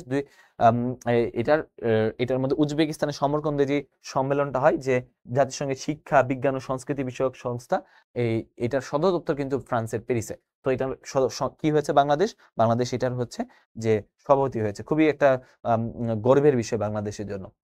সো বাংলাদেশের দেশের ৪র্থ আন্তর্জাতিক বিমানবন্দর হচ্ছে, বাংলাদেশের 3টা আন্তর্জাতিক বিমানবন্দর আছে, একটা হচ্ছে ঢাকা, একটা হচ্ছে চট্টগ্রাম শাহ আমানত, একটা শাহজালাল, আর একটা হচ্ছে উসমানিয়া এয়ারপোর্ট। তো 4 নম্বর যে এয়ারপোর্ট, এটা হচ্ছে কক্সবাজার এয়ারপোর্টকে ইন্টারন্যাশনাল এয়ারপোর্ট হিসেবে স্বীকৃতি দেওয়া হয়েছে। সো এটা কি করে, সিভিল এভিয়েশনে আমরা যদি দেখি কক্সবাজার ইয়াটা কিন্তু এটা 4 নম্বর ইয়ে হিসেবে কিন্তু দেওয়া হয়েছে। আমরা এটা আমরা এটা খুবই গুরুত্বপূর্ণ আমরা কক্সবাজার এয়ারপোর্টকে 4 নম্বর এয়ারপোর্ট হিসেবে স্বীকৃতি দেওয়া হয়েছে। ওকে, 4টা, তাই না? ওকে, এ ঘোষণা দিয়েছে। তারপর আমরা যদি দেখি আগ্রাসন বিরোধী 8 স্তম্ভ, এটা হচ্ছে আমরা জানি যে বুয়েটের শিক্ষার্থী আবরার ফাহাদকে আমরা নির্মম ভাবে পিটিয়ে হত্যা করা হয় বুয়েটের শেরেবাংলা হলে, এবং তার যে স্মরণে 2020 সালে 19 সালে 7 অক্টোবর তাকে হত্যা করা হয়। 2020 সালে 7 অক্টোবর বুয়েটের পলাশী চত্বর এরকম একটা 8টা স্তম্ভ নির্মাণ করা হয়। কিন্তু এই স্তম্ভটা নির্মাণ করার সাথে সাথে ক্ষমতাসীন দল এটা ভেঙে ফেলে। পরবর্তীতে 2025 সালে 7 অক্টোবর এটা কিন্তু আবার নির্মাণ করা হয়। সো আমরা যদি দেখি, তো প্রথম এটা নির্মাণ করা হয়। সো এটা এখানে কি 7টা স্তম্ভ দিয়ে কি বোঝাচ্ছে, 8 স্তম্ভ দিয়ে কি বোঝায়, যেখানে সাম্প্রদায়িক সম্প্রীতি, সার্বভৌমত্ব, গণতন্ত্র, গণপ্রতিরক্ষা, অর্থনৈতিক স্বনির্ভরতা, দেশীয় শিল্পে কৃষি, নদী বন্দর রক্ষা, সাংস্কৃতিক স্বাধীনতা, মানবিক মর্যাদা, অনেক কিছু। ওকে, সো এটা পলাশীতে শিক্ষাঙ্গনের নতুন মুখ, এটা কিন্তু খুবই গুরুত্বপূর্ণ। ঢাকা বিশ্ববিদ্যালয়ে তোমরা যে বিশ্ববিদ্যালয়ে পরীক্ষা দিবা, ঢাকা বিশ্ববিদ্যালয়ের উপাচার্য ডক্টর নিয়াজ আহমেদ 30তম, রাজশাহী বিশ্ববিদ্যালয়ের অধ্যাপক ডক্টর সালেহ হাসান নকিব 25তম, জাহাঙ্গীরনগর বিশ্ববিদ্যালয়ের অধ্যাপক ডক্টর কামরুল হাসান, চট্টগ্রাম বিশ্ববিদ্যালয়ের ইয়াহিয়া আক্তার, বুয়েটে আবু বুরহান মোহাম্মদ বদিউজ্জামান, জগন্নাথে ডক্টর মোহাম্মদ রেজাউল করিম নবনিযুক্ত। এটা খুবই গুরুত্বপূর্ণ। গত বছর আসছে বর্তমান প্রধান বিচারপতিকে, রাষ্ট্রপতি আসবে না, প্রধান বিচারপতি সৈয়দ রেফাত আহমেদ। নির্বাচন কমিশনার হচ্ছে আমরা যদি দেখি, আমরা নাসির উদ্দিন, অ্যাটর্নি জেনারেল আসাদুজ্জামান, সেনাবাহিনীর প্রধান জানি ওয়াকারুজ্জামান। হ্যাঁ, সেনাবাহিনীর প্রধানটা তো সবাই মুখে মুখে আছে। বিমান বাহিনী, নৌবাহিনী আসে না নর্মালি, তো পুলিশের প্রধান তো আসে না, কিন্তু পুলিশের প্রধান কি আছে, পুলিশের প্রধান হচ্ছে বাহারুল আলম। বাংলা একাডেমির সভাপতি এটা আসতে পারে, এটার নাম হচ্ছে ফজলুল হক, উনি হচ্ছে আবুল কাসেম ফজলুল হক 23তম, আর বাংলা একাডেমির মহাপরিচালক ডক্টর মোহাম্মদ আজম, উনি হচ্ছে 19তম। ওকে, সো 8টা দিবস বাতিল করা হয়েছে, যেমন ঐতিহাসিক 7ই মার্চের দিবস, জাতীয় শিশু দিবস, তারপর হচ্ছে তোমার ক্যাপ্টেন কামালের জন্মবার্ষিকী সহ অনেকগুলো, সংবিধান দিবস, স্মার্ট বাংলাদেশ দিবস, শোক দিবস বাতিল করা হয়েছে। ওকে, এবার নতুন কড়ি যাত্রা, তোমরা জানো যে নতুন কড়ি কি, নতুন ফুল যেমন ফুটে, তেমন নতুন কড়িদের নিয়ে, নতুন বাচ্চা কাচ্চাদের নিয়ে বাংলাদেশে তোমার হচ্ছে একটা অনুষ্ঠান হতো বাংলাদেশ বিটিভিতে। এটা মাঝখানে অনেক দিন বন্ধ ছিল, প্রায় 2 দশক, 20 বছর বন্ধ থাকার পরে আমরা জানি যে এটা কিন্তু আবার চালু হয়েছে। এটা কি, যে কবি গোলাম মোস্তফার কিশোর কবিতা থেকে, বাংলা টেলিভিশনে কিশোর কবিতা থেকে আমরা গোলাম মোস্তফার নতুন করে নামটা রাখা হয়, এটা কিন্তু আবার চালু হয়েছে 2025 সালে, এটা নতুন ভাবে আবার চালু করে বিটিভি। এবং মহেশখালী উন্নয়ন কর্তৃপক্ষ হিসাবে, যে মহেশখালী আমরা উন্নয়ন সমন্বিত মহেশখালী ইন্টিগ্রেটেড ডেভেলপমেন্ট অথরিটি গঠন করেছে বাংলাদেশ 1 আগস্ট 2025 সালে। এটা খুবই গুরুত্বপূর্ণ। মহেশখালী হচ্ছে চট্টগ্রামের আমরা যদি বিভাগের কক্সবাজার জেলার একটা উপজেলা। বাংলাদেশের বৃহত্তম রেল সেতু, তোমরা জানো বৃহত্তম রেল সেতু হচ্ছে উত্তরাঞ্চলের সঙ্গে দক্ষিণাঞ্চলকে যুক্ত করেছে। এটা হচ্ছে তোমার প্রথম রেল সেতু হবে, যেটা হচ্ছে তোমার অর্থায়ন করবে তোমার হচ্ছে জাপান। সো এটা পরীক্ষামূলকভাবে তোমার হচ্ছে ট্রেন চলে 5 জানুয়ারি উত্তরাঞ্চল দক্ষিণাঞ্চলের সাথে। তারপর হচ্ছে এটার নাম কি, যমুনা রেল সেতু। যমুনা রেল সেতুটা বৃহত্তম রেল সেতু হবে, 4.8 কিলোমিটার। তারপর স্বপ্নের মাওলানা ভাসানী সেতু তিস্তা নদীর উপরে হবে। সো এটা হচ্ছে আমরা যদি দেখি নির্মাণ করা হয় তিস্তা নদীর উপরে, অলরেডি নির্মাণ করা হয়েছে, এটা গাইবান্ধা কুড়িগ্রামের দিকে। বাংলাদেশের বর্তমান নদী বন্দর খুবই ইম্পর্টেন্ট, বাংলাদেশের সর্বশেষ নদী বন্দর হচ্ছে 54টা নদী বন্দর বাংলাদেশে। হ্যাঁ, বাংলাদেশের 54টা নদী বন্দর আছে। ওকে। সো তারপর আমরা যদি দেখি মার্চ ফর গাজা কর্মসূচি পালিত 12 এপ্রিল, এটা আসতে পারে। তারপর হচ্ছে যমুনা রেল সেতু নিয়ে তো বললাম, দেশের বৃহত্তম রেল সেতু। দেশের 3টা দ্বীপ একত্রিত হচ্ছে, দেখো এখানে 3টা দ্বীপ, উড়ির চর আমরা যদি দেখি, কাদামাটি আর সন্দ্বীপ, এই 3টা আলাদা ছিল, তাই না? আলাদা ছিল। এই যে ধরো আমরা এই যে উড়ির চর, ভাসান চর, এগুলো আলাদা ছিল। এইগুলো হচ্ছে কাদামাটি, এগুলো কি কাদামাটি। তো এখন কি হলো, আস্তে আস্তে আস্তে আস্তে এই ভাসান চর, উড়ির চর, মানে এই যে দেখো এই সবগুলো আমরা যদি দেখি, এই যে তো উড়ির চর, তাই না? তো এই যে দেখো এখান থেকে কিছু মাটি ভেঙে এসে আস্তে আস্তে ভাসানচর, স্বর্ণদ্বীপ, সন্দ্বীপ সবগুলো কিন্তু একসাথে মিক্স হয়ে গেছে। এখান থেকে এখান থেকে এখান থেকে এই 3টা দ্বীপ কিন্তু একসাথে মিক্স হয়েছে। উড়িটা আলাদাই আছে, এখান থেকে এখান থেকে এখান থেকে 3টা দ্বীপ একসাথে মিক্স হয়ে গেছে। তো কোন 3টা দ্বীপ মিক্স? এটা 1989 সাল থেকে এটা চিত্র, এটা 2025 সালের চিত্র। কোন 3টা দ্বীপ? সন্দ্বীপ, স্বর্ণদ্বীপ আর ভাসানচর একসাথে লেগে গেছে। পরীক্ষা প্রশ্ন আসতে পারে। ছাত্র সংসদ নির্বাচনে খুবই ইম্পর্টেন্ট। ডাকসু নির্বাচন কত তারিখে হয়েছে? 9 সেপ্টেম্বর। প্রায় 73% ভোট পেয়েছে। আমরা যদি দেখি ডাকসুর ভিভি আবু সাদিক ক্যাম্প নির্বাচিত হয়েছে, জিএস হচ্ছে SM ফরহাদ নির্বাচিত হয়েছে। ডাকসু বৃত্তান্ত, ডাকসু হচ্ছে Dhaka university central students union, 1924 সালে গঠিত হয়। সো ডাকসুর বিপিজিএস নিয়ে অনেকেই ছিল, বিখ্যাত বিখ্যাত মানুষ। জাকসু নির্বাচন হয়েছে। সো যারা যারা জাহাঙ্গীরনগর বিশ্ববিদ্যালয়ে পরীক্ষা দিবা, জাকসু নির্বাচন, আব্দুল রশিদ জিতু স্বতন্ত্র হিসেবে জয়লাভ করেছে। সবগুলা প্যানেলে শিবির সমর্থিত প্রার্থীরা বেশিরভাগ জয়লাভ করেছে। ইংলিশ চ্যানেল, বাংলাদেশের এই পর্যন্ত 5 জন ব্যক্তি ইংলিশ চ্যানেল জয়লাভ করেছে। প্রথম হচ্ছে আমরা যদি দেখি ব্রজেন দাস 1958 সালে, আর সর্বশেষ 2025 সালে আমরা যদি দেখি 2জন নাজমুল হক এবং মাহফিজুর রহমান, তারা কিন্তু ইংলিশ চ্যানেল জয়লাভ করেছে। ব্রজেন দাস টোটাল 6বার ইংলিশ চ্যানেল জয়লাভ কি করে, ইংলিশ চ্যানেল অতিক্রম করেন।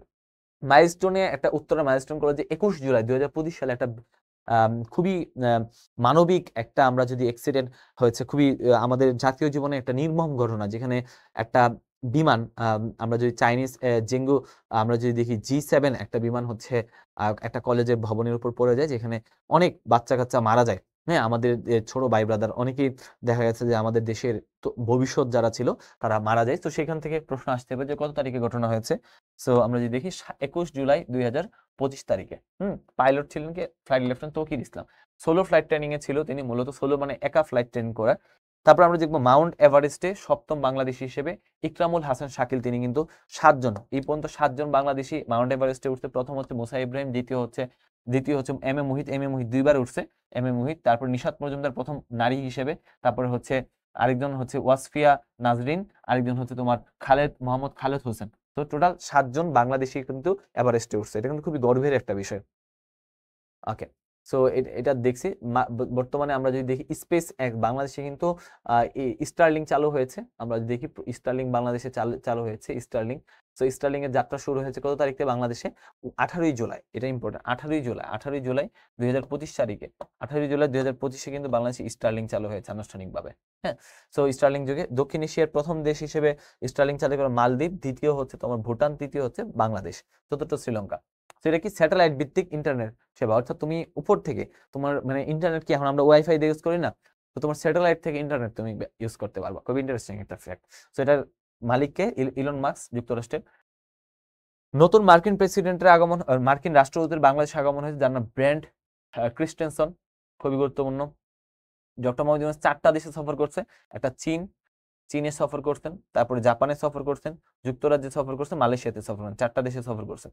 বিভিন্ন স্থানের নাম পরিবর্তিত হয়ে গেছে। এই স্থানগুলো যেমন হচ্ছে তোমার শেখ হাসিনা শরীরের নাম হয়েছে 16ই জুলাই, জুলাই 36। তারপরে বঙ্গবন্ধু শেখ মুজিবুর রহমান কর্ণফুলী টানেল, বঙ্গবন্ধু স্যাটেলাইটের নাম স্যাটেলাইট 1। এগুলা একটু মাথায় রাখবা। হ্যাঁ, অনেকগুলা জিনিসের নাম পরিবর্তন হয়েছে। সেখানে আমরা দিয়ে দিচ্ছি একটু স্ক্রিনশট, বা তোমাদের যে জিনিসটা দিয়ে দিব এটা একটু এখান থেকে এগুলো একটু ধরে পরে ফেলতে হবে আর কি। তারপর আমরা যদি দেখি সরকারি গুরুত্বপূর্ণ হেল্পলাইন নাম্বার, এটা থেকে প্রতি বছর প্রশ্ন আসে। যেমন তোমার যদি ইমার্জেন্সি কেস হয় 999-এ ফোন দিবা। যেগুলো স্টার দেওয়া আছে, যেমন ইমার্জেন্সি, জাতীয় পরিচয়পত্র সেবা, নারী শিশু নির্যাতন সেবা, এগুলা খুবই গুরুত্বপূর্ণ আমরা হিসেবে জানি। বাংলাদেশের জাতিসংঘের নবম মহাসচিব, তিনি দ্বিতীয়বারের মতো 2025 সালের 13ই মার্চ বাংলাদেশের সফর করেন, এবং তিনি সফরকালে তিনি একটা কি করেন, তিনি একটা তোমার হচ্ছে জাতিসংঘ হাউস এটা উদ্বোধন করেন। এটা খুবই গুরুত্বপূর্ণ। এবং আমরা যদি দেখি বাংলাদেশ রিসেন্টলি বাংলাদেশের 9টা তোমার হচ্ছে সেনজেন মুক্ত দেশে তারা ভিসা সুবিধা চালু করে। এবং আরো গুরুত্বপূর্ণ, নেপাল থেকে বাংলাদেশ বর্তমানে বাণিজ্য সুবিধা ক্ষেত্রে জলবিদ্যুৎ আমদানি শুরু করেছে। এতক্ষণ আমরা আমাদের অগ্রগতির কথা শুনলাম। এখন আসলে আমরা আমাদের অগ্রগতির কথা না শুনে আমরা এখন হচ্ছে আমাদের এমন কিছু কাহিনী শুনবো, আম, আমরা আমাদের দুঃখ ভারাক্রান্ত কিছু বিষয় যারা আমাদেরকে ছেড়ে চলে গিয়েছেন, আমাদের খ্যাতিমান ব্যক্তিজন, যেমন রকিব হাসান, তিন গোয়েন্দার বিখ্যাত কিশোর মুসা রবিন, তারা তিন গোয়েন্দার যে লেখক, তিনি 15 অক্টোবর পরলোক গমন করেছেন, রকিব হাসান। তারপরে ঢাকা বিশ্ববিদ্যালয়ের বিখ্যাত শিক্ষক, ইংরেজি বিভাগের নাম ছিল তার আম, সৈয়দ মঞ্জুরুল ইসলাম, তিনি হচ্ছে মারা যান 10 অক্টোবর। হ্যাঁ, তার অনেকগুলো গ্রন্থ আছে, যেমন পরীক্ষায় এই যেহেতু ঢাকা বিশ্ববিদ্যালয়ের বিখ্যাত শিক্ষক, তার থেকে কিন্তু প্রশ্ন আসতে পারে। তিনি যেমন তার কিছু উপন্যাস ছিল, যেমন আটখানা মনুষ্য, দিন রাত্রিগুলো, এক্সকিউজ মি, সরি, আজগবি রাত, হ্যাঁ, এগুলো কিন্তু তার ছিল। তো আহমেদ রফিক একজন ভাষা শহীদ ছিলেন, ভাষা শহীদ না, ভাষা সৈনিক ছিলেন তিনি। ভাষা আন্দোলনে তার গুরুত্বপূর্ণ অবদান ছিল। তিনি ব্রাহ্মণবাড়িয়ার সরাইলে জন্মগ্রহণ করেন। সো তার কিছু বই আছে, তিনি রবীন্দ্র গবেষক হিসেবে কিন্তু অনেক পরিচিত আর কি। হ্যাঁ, তারপর হচ্ছে ফরিদা পারভিন, বিখ্যাত রবীন্দ্র লালন সঙ্গীত শিল্পী, তিনি মৃত্যুবরণ করেন। যেমন তোমরা কি ভুলে গেছো মল্লিকাদির নাম, এটা তার এই পদ্মা এই মেঘনা, এই যমুনা সুরমা নদীতে, ওটা তার বিখ্যাত গান। তারপর বদরুদ্দীন উমর, বাংলাদেশি বাম কমিউনিস্ট আন্দোলনের একজন স্বীকৃত বুদ্ধিজীবী, তিনি কিন্তু 7 সেপ্টেম্বর মৃত্যুবরণ করেন। তিনি বাংলা একাডেমি পুরস্কারও পেয়েছিলেন। তিনি হচ্ছে স্বাধীনতা পুরস্কার তাকে দিতে চাইলেও তিনি প্রত্যাখ্যান করেন, তিনি জীবনে কোনো পুরস্কার গ্রহণ করেন। তার বিখ্যাত গ্রন্থ, তার এখন পর্যন্ত জীবিকা পূর্ব বাংলা ভাষা আন্দোলন ও তৎকালীন রাজনীতি, ভাষা আন্দোলনের উপরে এত ডিটেলসে গ্রন্থ আর পাওয়া যায় না। হ্যাঁ, পূর্ব বাংলার ভাষা আন্দোলন ও তৎকালীন রাজনীতির গ্রন্থ। ওকে, আমরা যদি দেখি, তারপরে যতীন সরকার, যিনি পাকিস্তানের জন্ম মৃত্যু দর্শন, এই বইটা লিখছে, এটা খুবই গুরুত্বপূর্ণ, পরীক্ষা আসতে পারে। তার বইয়ের নাম কি, পাকিস্তানের জন্ম মৃত্যু দর্শন, কে লিখছে, এটা হচ্ছে যতীন সরকার লিখছে, খুবই গুরুত্বপূর্ণ। তারপর হামিদুজ্জামান খান, একজন বিখ্যাত ভাস্কর, চিত্রশিল্পী, তিনি কিন্তু মারা যান। তিনি হচ্ছে তার বিখ্যাত অনেকগুলো চিত্রকর্ম আমরা জানি, আমরা একটু যদি পড়ি, যেমন হচ্ছে মুক্তিযুদ্ধের বিষয়ক তার যে চিত্রকর্মগুলো বা চিত্রকর্ম ভাস্কর্যগুলো, এটা হচ্ছে বিজয়কতন। আমরা যদি দেখি বিজয়কতন হচ্ছে বিজয়কতন, তিনি তার ভাস্কর্য, তিনি ঢাকা সেনানিবাসে অবস্থিত। মুক্তিযোদ্ধার নামে একটা আছে বাংলা একাডেমিতে। তারপর আমরা যদি দেখি 71 স্মরণে বাংলা একাডেমি, সংসপ্তক ব্রাহ্মণবাড়িয়াতে আছে। স্মৃতির মিনার জাহাঙ্গীরনগর বিশ্ববিদ্যালয়ে। তো মুক্ত বাংলা, যা আলালাবাদ সেনানিবাসে। তারপর হচ্ছে মৃত্যুঞ্জয় সরকারি কর্ম কমিশনে। সো বিজয়কতনটা খুবই গুরুত্বপূর্ণ, যে বিজয়কতন এটা হচ্ছে ঢাকা সেনানিবাসে অবস্থিত, তার একটা ভাস্কর্য। তারও অনেকগুলো আছে, নজরুল ভাস্কর্য বাংলা একাডেমিতে আছে। হ্যাঁ, তো এই জিনিস শিখা, হ্যাঁ, জাতীয় বিশ্ববিদ্যালয় করে। তারপর হেলাল হাফিজ, তিনি হচ্ছে 7 অক্টোবর 13 ডিসেম্বর 2024 সালে মারা যান। হ্যাঁ, সো তার একটা বিখ্যাত উক্তি, এখন যৌবন যার মিছিলে যাবার তার শ্রেষ্ঠ সময়। হ্যাঁ, তো এই উক্তিটা কিন্তু তার, এবং তার বিখ্যাত যে কাব্যগ্রন্থের নাম হচ্ছে, যে যেটার নাম হচ্ছে যে জ্বলে আগুন জ্বলে, এটা খুব বিখ্যাত। মাহফুজা খানম ডাকসুর প্রথম যে নারী বিপি, আর দ্বিতীয় যে বিপি তিনি ছিলেন, তিনি মারা যান এই বছরই। হ্যাঁ, আগস্ট মাসে 25-এর। এবার এলডিসি, অর্থনীতিতে যায়। বাংলাদেশের অর্থনীতি নিয়ে বাংলাদেশ পরীক্ষা, এখান থেকে একটা প্রশ্ন আসবে, বাংলাদেশ কত সালে এলডিসি থেকে উত্তরণ হবে? 2026 সালে, আর কোনো দরকার নাই। ওকে, তারপর আমরা যদি দেখি, বাংলাদেশে রিসেন্টলি নতুন নোট হয়েছে। সো নতুন নোটের বাংলাদেশ, নতুন নোটটা কি, আগের যে পুরাতন নোটগুলোতে আমরা যদি দেখি যে আগের সরকার তাদের নিজস্ব ইচ্ছা মতে তারা হচ্ছে একে এডিট করছে, বিভিন্ন জিনিসপাতি বসাইছে। তো বর্তমানে 2025 সালে বাংলাদেশে নতুন নোটের একটা 11তম সিরিজ চালু হয়, যেটার মধ্যে প্রাকৃতিক যে সৌন্দর্য, তারপর হচ্ছে তোমার ঐতিহাসিক স্থাপত্য, জুলাই গণ অভ্যুত্থানকে ফুটিয়ে তোলা হয়েছে। তো আমরা যদি দেখি, দুইটা নোট, আমরা নোট কিন্তু দুই প্রকার, একটা হচ্ছে ব্যাংক নোট, আর একটা হচ্ছে তোমার হচ্ছে সরকারি নোট। সরকারি নোট হচ্ছে 1 টাকা, 2 টাকা, 5 টাকা, আর ব্যাংক নোট হচ্ছে বাকি আরো যেগুলো, 10 টাকা, 20 টাকা, 50 টাকা, 100 টাকা, 200 টাকা। তো আমরা এই নোটগুলার একটু পড়বো, বাংলাদেশের বর্তমান নোটগুলা কোন নোটের সামনে কি আছে, পিছনে কি আছে, একদম ডিটেলসে আমরা পড়বো। প্রথমেই আমরা যদি দেখি, প্রথমেই এখানে যে 2 টাকা নোটে, 2 টাকা নোটের সামনে কি আছে আর পিছনে কি আছে নোটের, আমরা যদি দেখি 2 টাকা নোটের শহীদ বুদ্ধিজীবী স্মৃতিসৌধ, শহীদ বুদ্ধিজীবী যে স্মৃতিসৌধটা, এটা কিন্তু আমরা 2 টাকা নোটের মধ্যে পাবো। এই যে সুন্দর করে বুদ্ধিজীবী স্মৃতিসৌধ, আমরা এটা 2 টাকা নোটের, আমরা যদি সামনে, আর 2 টাকা নোটের পিছনে রায়ের বাজার বধ্যভূমি স্মৃতিসৌধ। তো রায়ের বাজার, তার মানে 2 টাকার নোটটা, 2 টাকা দিয়ে বাংলাদেশের যারা হচ্ছে বুদ্ধিজীবী ছিল, তাদেরকে, তাদের অবদানকে, তাদেরকে কিন্তু ফুটিয়ে তোলা হয়েছে। তো শহীদ বুদ্ধিজীবী স্মৃতিসৌধ, আমরা বুদ্ধিজীবী কবরস্থান আছে, এটা হচ্ছে মিরপুরে। আর এখানে রায়ারবাজার আমরা যে বদ্ধভূমিতে, যেটা হচ্ছে আমরা যদি দেখি, এটাও কিন্তু এখানে 2 টাকার নোটে দেওয়া হয়েছে। পরীক্ষা যদি বলে যে বুদ্ধিজীবীদের কোন নোটে হাইলাইট করা হয়েছে, 2 টাকার নোটে। আবার আমরা যদি বলি বুদ্ধিজীবী স্মৃতিসৌধ দুইটা কোন নোটের সামনে আছে, 2 টাকার নোটে। তো এইভাবে কিন্তু আমরা উত্তর করতে পারি।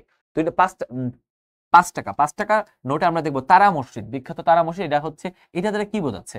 এটা দ্বারা বোঝাচ্ছে আমাদের ঐতিহ্য, ইতিহাস, আমাদের হয়তো ঐতিহাসিক একটা মসজিদ, তারা মসজিদ, ঐতিহাসিক মসজিদ, সেটাকে কিন্তু এটা রিপ্রেজেন্ট করতেছে। আবার এখানে এটার ইতিহাসের সঙ্গে 24কেও এটা নিয়ে আসছে। এই নোটের পিছনে গ্রাফিতি 2024 জুলাই গণঅভ্যুত্থানের বিভিন্ন গ্রাফিতি, কিন্তু এখানে একটা গ্রাফিতি দেওয়া হয়েছে। অর্থাৎ 5 টাকা নোটের পেছনটাই তুমি একটা জুলাই 24-এর যে একটা হচ্ছে গ্রাফিতি দেখবা। এবার আমরা যদি 10 টাকা নোট, 10 টাকা নোটে তোমরা জানো বাইতুল মোকাররম মসজিদ, বাংলাদেশের জাতীয় যে মসজিদটা, সেই মসজিদটা কিন্তু আমরা যদি দেখি, এটার হচ্ছে ছবি দেখবো 10 টাকা নোটে। আর এটার ঠিক পেছনে আমরা জুলাই, যদি তুমি ভয় পাও তবে তুমি শেষ, যদি তুমি রুখে দাঁড়াও তবে তুমি বাংলাদেশ, এটা হচ্ছে গ্রাফিতি 2024-এ গণঅভ্যুত্থানের, এটার একটা গ্রাফিতি দেওয়া হয়েছে। অর্থাৎ একই সঙ্গে তোমার ইতিহাস, একই সঙ্গে তোমার ধর্মীয় চেতনা, ঐতিহ্য, আবার একই সঙ্গে 24কে এখানে ইনকর্পোরেট করা হয়েছে। আমরা যে 20 টাকার নোটে দেখি, 20 টাকার নোটে কান্দজিও মন্দির, হ্যাঁ, দিনাজপুরে অবস্থিত। দিনাজপুরের কান্দজিও মন্দিরটা আমাদের একটা ঐতিহাসিক মন্দির, যেখানে পোড়ামাটির ফলকের মাধ্যমে প্রায় 15 থেকে 20,000 পোড়ামাটির ফলক দিয়ে ছোট ছোট মাটিকে পুড়ে একদম ছোট ছোট পোড়ামাটির ফলকের মাধ্যমে যে মন্দিরটা তৈরি হয়েছে। এবং একই সঙ্গে পাহাড়পুরের বৌদ্ধ বিহার, আমি তো এসেছি পাহাড়পুরের বৌদ্ধ বিহার থেকে, যেটা হচ্ছে অন্যতম, আমরা যদি ইউনেস্কো সাইট হিসেবে আমরা বাংলাদেশে কাউন্ট করা হয়, সে পাহাড়পুরের বৌদ্ধ বিহার, যেটা নওগাঁতে অবস্থিত, যেটা হচ্ছে আমরা ধর্মপাল যেটা হচ্ছে নির্মিত করেন, সেটার কিন্তু এইখানে এই 20 টাকার নোটে বাংলাদেশের ইতিহাস, ঐতিহ্যকে ফুটিয়ে তোলা হয়েছে। সো আমরা এটা একটু ভালো করে পড়বো, এই নোটগুলোর কোনটা কোন জায়গায় কোন নোটে কি আছে, এটা কিন্তু পরীক্ষায় আসার মতো প্রশ্ন। তারপর আমরা যদি দেখি 50 টাকার নোট, 50 টাকার নোটটা আমরা দেখবো, 50 টাকার নোট। ওকে, 50 টাকার নোটটা দেখো। ওকে, 50 টাকার নোটে কি হয়েছে? 50 টাকার নোটে দেখো আহসান মঞ্জিল। তোমরা জানো যে ঢাকার নবাব পরিবারের যে বিখ্যাত আহসান মঞ্জিল, খাজা আহসানউল্লাহর নাম অনুসারে, যেটা পুরান ঢাকার ঐতিহ্যকে ধারণ করে, বাংলাদেশের প্রথম বৈদ্যুতিক বাতি 1901 সালে যেখানে হচ্ছে প্রজ্বলন করা হয়, যে এটা কিন্তু কোথায়? আহসান মঞ্জিলে। তো আহসান মঞ্জিলটা কি করেছে? একটা ঐতিহাসিক স্থাপনা হিসেবে এটা কাউন্ট করা হয়, এটা কিন্তু এখানে উল্লেখ করা হয়েছে। তারপরে দেখো এটা কোথায় আছে? এটা হচ্ছে সামনে, নোটের সামনের দিকে এটা কিন্তু আছে। তো নোটের সামনে কিন্তু এটাতে আছে। নোটের পেছনের দিকে, নোটের পেছনে আমরা যদি দেখি সংগ্রাম, শিল্পাচার্য জয়নুল আবেদিনের সংগ্রাম যে চিত্রকর্মটা, এটা কিন্তু আমরা যদি দেখি, এটা কিন্তু এখানে উত্থাপন করা হয়েছে। এবার আমরা যদি দেখি 100 টাকা, 100 টাকার নোটটা দেখো। 100 টাকার নোটে 60 গম্বুজ মসজিদ, বাগেরহাটে যেটা অবস্থিত, খান জাহান আলী যেটা নির্মাণ করেছে, এটা কিন্তু উল্লেখ করা হয়। এবং এই 100 টাকার নোটে এই 60 গম্বুজের টোটাল গম্বুজ আছে 81টা, এটা অনেকেই জানো। 60 গম্বুজ মসজিদটা কিন্তু ইউনেস্কোর ওয়ার্ল্ড হেরিটেজের মধ্যে, যে বাংলাদেশের 3টাকে ইনক্লুড করছে, একটা সুন্দরবন, একটা হচ্ছে পাহাড়পুর বিহার, আর একটা হচ্ছে 60 গম্বুজ মসজিদ, একটা কিন্তু এটা অবস্থিত। এখানে ইতিহাসকে বোঝানো হয়েছে। তারপর সুন্দরবন, এটাও কিন্তু বাংলাদেশে, যেটা প্রায় 10,000 একর জুড়ে, বাংলাদেশের একটা জাতীয় ন্যাশনাল ম্যানগ্রোভ ফরেস্ট, হ্যাঁ, সবচেয়ে বৃহত্তম ম্যানগ্রোভ ফরেস্ট সুন্দরবন, যেখানে রয়্যাল বেঙ্গল টাইগার পাওয়া যায়, সেটা কিন্তু 100 টাকার নোটে দেওয়া হয়েছে। 200 টাকার নোটে অপরাজেয় বাংলা, যেটার স্থপতি হচ্ছে সৈয়দ আব্দুল্লাহ খালিদ, আর সৈয়দ আব্দুল্লাহ খালিদ, ঢাকা বিশ্ববিদ্যালয়ে সৈয়দ আব্দুল্লাহ খালিদ, আমরা যদি দেখি, সৈয়দ আব্দুল্লাহ খালিদ, তিনি ঢাকা বিশ্ববিদ্যালয়ের আব্দুল্লাহ খালিদ, উনি হচ্ছে এই যে এই অপরাজেয় বাংলা 200 টাকার নোটে, এই যে অপরাজেয় বাংলা, যেটা ঢাকা বিশ্ববিদ্যালয় কলা ভবনের সামনে অবস্থিত, এবং 1979 সালে, মোস্ট প্রবাবলি 1979 সালে এটা উদ্বোধন করা হয়। এবং এইটা হচ্ছে বাংলাদেশের শিক্ষা অঙ্গনে, কোনো বিশ্ববিদ্যালয়ে, কোনো শিক্ষাঙ্গনে স্থাপিত প্রথম ভাস্কর্য। এটা অপরাজেয় বাংলা, 200 টাকার নোটে দেওয়া হয়েছে। এবং এটার পেছনে গ্রাফিটি, জুলাই গণঅভ্যুত্থানে গ্রাফিটি দেওয়া হয়েছে 200 টাকার নোটে, মানে ব্যালেন্স করা হয়েছে। কোনো একটা জায়গায় গ্রাফিটি দেওয়া হয়েছে, কোনো একটা জায়গায় হচ্ছে তোমার আমাদের মুক্তিযুদ্ধের ঐতিহাসিক কোনো একটা বিবরণ দেওয়া হয়েছে। দেখো, একই সঙ্গে মুক্তিযুদ্ধ, একই সঙ্গে জুলাই গণঅভ্যুত্থান। মুক্তিযুদ্ধ আমাদের জন্ম দিয়েছে, জুলাই গণঅভ্যুত্থান আমাদের অস্তিত্বের জানান দেওয়া শিখিয়েছে। তো এই অপরাজয় বাংলার মধ্যে দেখানো হয়েছে যে মুক্তিযুদ্ধের সময় হ্যাঁ আমরা নারী পুরুষ ছেলে মেয়ে কিভাবে তারা অবদান রাখছে, একজন প্রেরণা দিয়েছে, শক্তি দিয়েছে, বিজয় লক্ষ্মী নারী, এরকম এখানে ঠিক তেমনি এখানে যোদ্ধা 3জন ব্যক্তিকে এখানে তারা হচ্ছে পোট্রে করেছে। 500 টাকার নোটে কেন্দ্রীয় শহীদ মিনার, আমাদের যে ন্যাশনাল যে শহীদ মিনার, যেটার স্থপতি হচ্ছে হামিদুর রহমান, ভাষা আন্দোলনকে যেটা পোট্রে করে, এটার সামনের দিকে এটা দেওয়া হয়েছে, পেছনের দিকে বাংলাদেশের সুপ্রিম কোর্ট, বাংলাদেশের সর্বোচ্চ আদালত, যেটা আমরা যদি দেখি যে সংবিধানের 95 নম্বর অনুচ্ছেদে মোস্ট প্রবাবলি বলা হয়েছে বাংলাদেশে সুপ্রিম কোর্ট প্রতিষ্ঠার কথা, সেই সুপ্রিম কোর্টের একটা কিন্তু বাংলাদেশের সর্বোচ্চ যে মানে বিচারালয়, সেটার যে কোড অফ রেকর্ড, যেটা সংবিধানের অভিভাবক হিসেবে পরিচালিত, সেই সুপ্রিম কোর্টের কথা বলা হয়েছে। তারপরে 1000 টাকা নোট, 1000 টাকা নোট বাংলাদেশের স্মৃতিসৌধ, জাতীয় স্মৃতিসৌধ, যেটার নাম হচ্ছে সম্মিলিত প্রয়াস। জাতীয় স্মৃতিসৌধের অনেক সময় আসে, এটার নাম কি? সম্মিলিত সম্মিলিত প্রয়াস, সম্মিলিত প্রয়াস। সৈয়দ মইনুল হোসেন যেটার হচ্ছে স্থপতি, এই যে মইনুল হোসেন এটা স্থপতি, জাতীয় স্মৃতিসৌধ সাভারে অবস্থিত। সেটার হচ্ছে সামনের দিকে এই স্মৃতিসৌধের ছবি দেওয়া হয়েছে, পিছনের দিকে জাতীয় সংসদ, যেটা হচ্ছে একটা অসাধারণ স্থাপত্য শৈলী বাংলাদেশের, এই জাতীয় সংসদটাকে দেওয়া হয়েছে এটার পেছনে। জাতীয় সংসদের স্থপতিকে লুই আইকেন, এটা কিন্তু খুবই গুরুত্বপূর্ণ, লুই আইকেন, লুই আইকেন উনি যুক্তরাষ্ট্রের নাগরিক ছিলেন, যুক্তরাষ্ট্রের নাগরিক, এবং তিনি জন্মগ্রহণ করেছেন কোথায়? তিনি জন্মগ্রহণ করেছেন, লুই আইকেন জন্মগ্রহণ করেছেন, আমি যদি এখানে লিখে দিই, লুই আইকেন জন্মগ্রহণ করেছেন এস্তোনিয়াতে, লুই আইকেন। এবং জাতীয় সংসদ হচ্ছে খুবই গুরুত্বপূর্ণ। এইখানে যে বিষয়গুলো দেওয়া হয়েছে, ধরো আমি যদি একটু সামারাইজ করি, ধরো এখানে 60 গম্বুজ মসজিদ, আহসান মঞ্জিল, সুন্দরবন, অপরাজয় বাংলা, কেন্দ্রীয় শহীদ মিনার, সুপ্রিম কোর্ট, জাতীয় স্মৃতিসৌধ, জাতীয় সংসদ, পাহাড়পুর বৌদ্ধবিহার, হ্যাঁ, এই সবগুলো কিন্তু তোমার তারা মসজিদ, তারপর হচ্ছে তোমার কান্তজি মন্দির, হ্যাঁ, এই সবগুলা সম্পর্কে যদি তুমি জানো, পরীক্ষায় বাংলাদেশে যত পরীক্ষা হয় এগুলো থেকে কোনো না কোনো প্রশ্ন আসে। তো এগুলো কিন্তু তোমাদের জন্য হিন্টস। আশা করি তোমাদের এই যে টাকা পয়সা রিলেটেড, যে টাকা নিয়ে আমাদের যে একটা ঝামেলা হয়, কোন টাকা, নতুন টাকার কোন সিরিজটা কিভাবে আমরা মনে রাখবো, এটা নিয়ে আর কোনো ঝামেলা হবে না।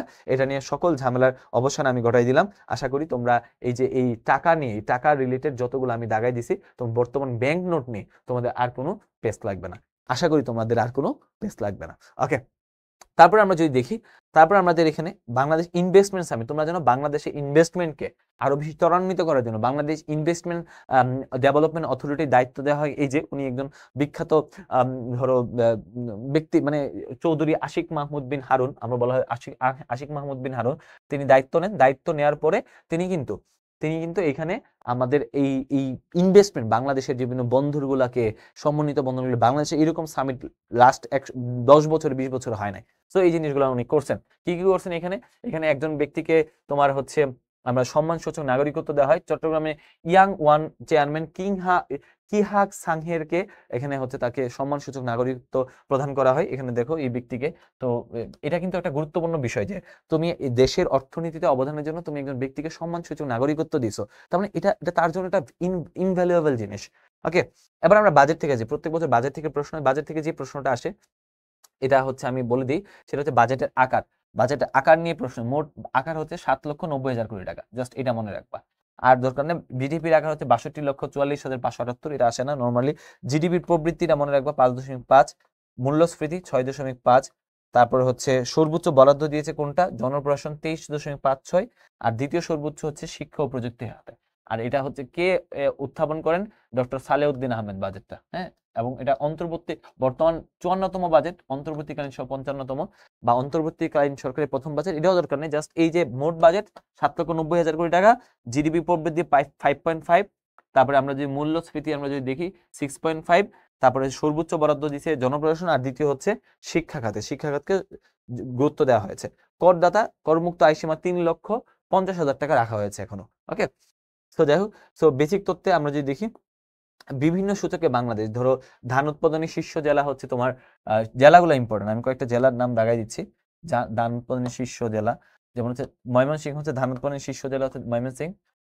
আলু আলু আলু হচ্ছে রংপুর, তারপরে আম হচ্ছে চাঁপাইনবাবগঞ্জ, তারপর হচ্ছে চা হচ্ছে, ওকে, চা তো লক্ষ্মীপুর হওয়ার কথা না, এটা একটু টেস্ট লাগে গেছে। চা হয়তো তোমার এই যে মৌলভীবাজার, চা হচ্ছে মৌলভীবাজার সিলেট। ওকে, সো পাট হচ্ছে ফরিদপুর, পাট হচ্ছে ফরিদপুর, এটা ইয়া হবে না, লক্ষ্মীপুর হবে না, এটা ভুল আসছে। হ্যাঁ, এটা ভুল আসছে। ধান তো আমি বলে দিলাম ময়মনসিংহ, এটা ভুল আসছে। ওকে, সো আমরা যদি দেখি এটা হবে সিলেট। চা উৎপাদনে হচ্ছে মৌলভীবাজার, চা উৎপাদনে কি মৌলভীবাজার। ওকে, তো আমরা যদি দেখি ফরিদপুর হচ্ছে পাট উৎপাদনে। ওকে, তো এই কয়েকটা জিনিস জানলে হবে। ওকে, ধান, গম। ওকে, তারপর আমরা যে চিংড়ি মাছ উৎপাদনের শীর্ষ জেলা রাজশাহী, এই যে বিভাগ হচ্ছে খুলনা, এই জন্য খুলনাকে বাংলাদেশের কুয়েত সিটি বলা হয়। ওকে, খাতওয়ারি জেলাওয়ারি রাষ্ট্রীয় ভূমি 35টি জেলায় আছে। রাষ্ট্রীয় বনভূমি নেই 29টি জেলায়, বাংলাদেশে 29টি রাষ্ট্রীয় কোনো বনভূমি নাই। ওকে, বাংলাদেশের অবস্থান অনেকগুলো জায়গায় দেওয়া হয়েছে, এটা এই বছর নাও আসতে পারে, কিন্তু এটা ইম্পর্টেন্ট। বিশ্বের বিভিন্ন বাংলাদেশের অবস্থান, ধরো বাংলা ইলিশ উৎপাদনে বিশ্বে বাংলাদেশে অবস্থান কিন্তু প্রথম ইলিশ উৎপাদনে। তারপরে ধান উৎপাদনে তৃতীয়, এটা খুবই গুরুত্বপূর্ণ, ধান উৎপাদনে তৃতীয়। ওকে, তো এই দুইটা জিনিস খুবই গুরুত্বপূর্ণ। মাছ নিয়ে তো আসে না ডিটেলস। জিওগ্রাফিক্যাল ইন্ডিকেটরস আমরা যদি দেখি, ভৌগোলিক পণ্য বাংলাদেশের জিআই পণ্য টোটাল এখন পর্যন্ত 62টা। আমরা যদি দেখি সর্বশেষ আমি যখন এটা ভিডিওটা আপলোড করব তখন পর্যন্ত 62টা। হ্যাঁ, কালীগঞ্জের তোয়ালে, এটাও একটা জিআই পণ্য। তারপর বাংলাদেশের দারিদ্র সূচক দিয়েছে, দারিদ্র সূচক প্রদান করে বাংলাদেশের জেনারেল ইকোনমিক বিভাগ, জেনারেল ইকোনমিক ডিভিশন, বাংলাদেশের দারিদ্রতম জেলা আমরা যদি দেখি এটা আসবে। বহুমাত্রিক ক্ষেত্রে বহুমাত্রিক দারিদ্র্যের শীর্ষ জেলা হচ্ছে বান্দরবান, আর সর্বনিম্ন হচ্ছে ঝিনাইদহ। হ্যাঁ, বহুমাত্রিক দারিদ্র্যে।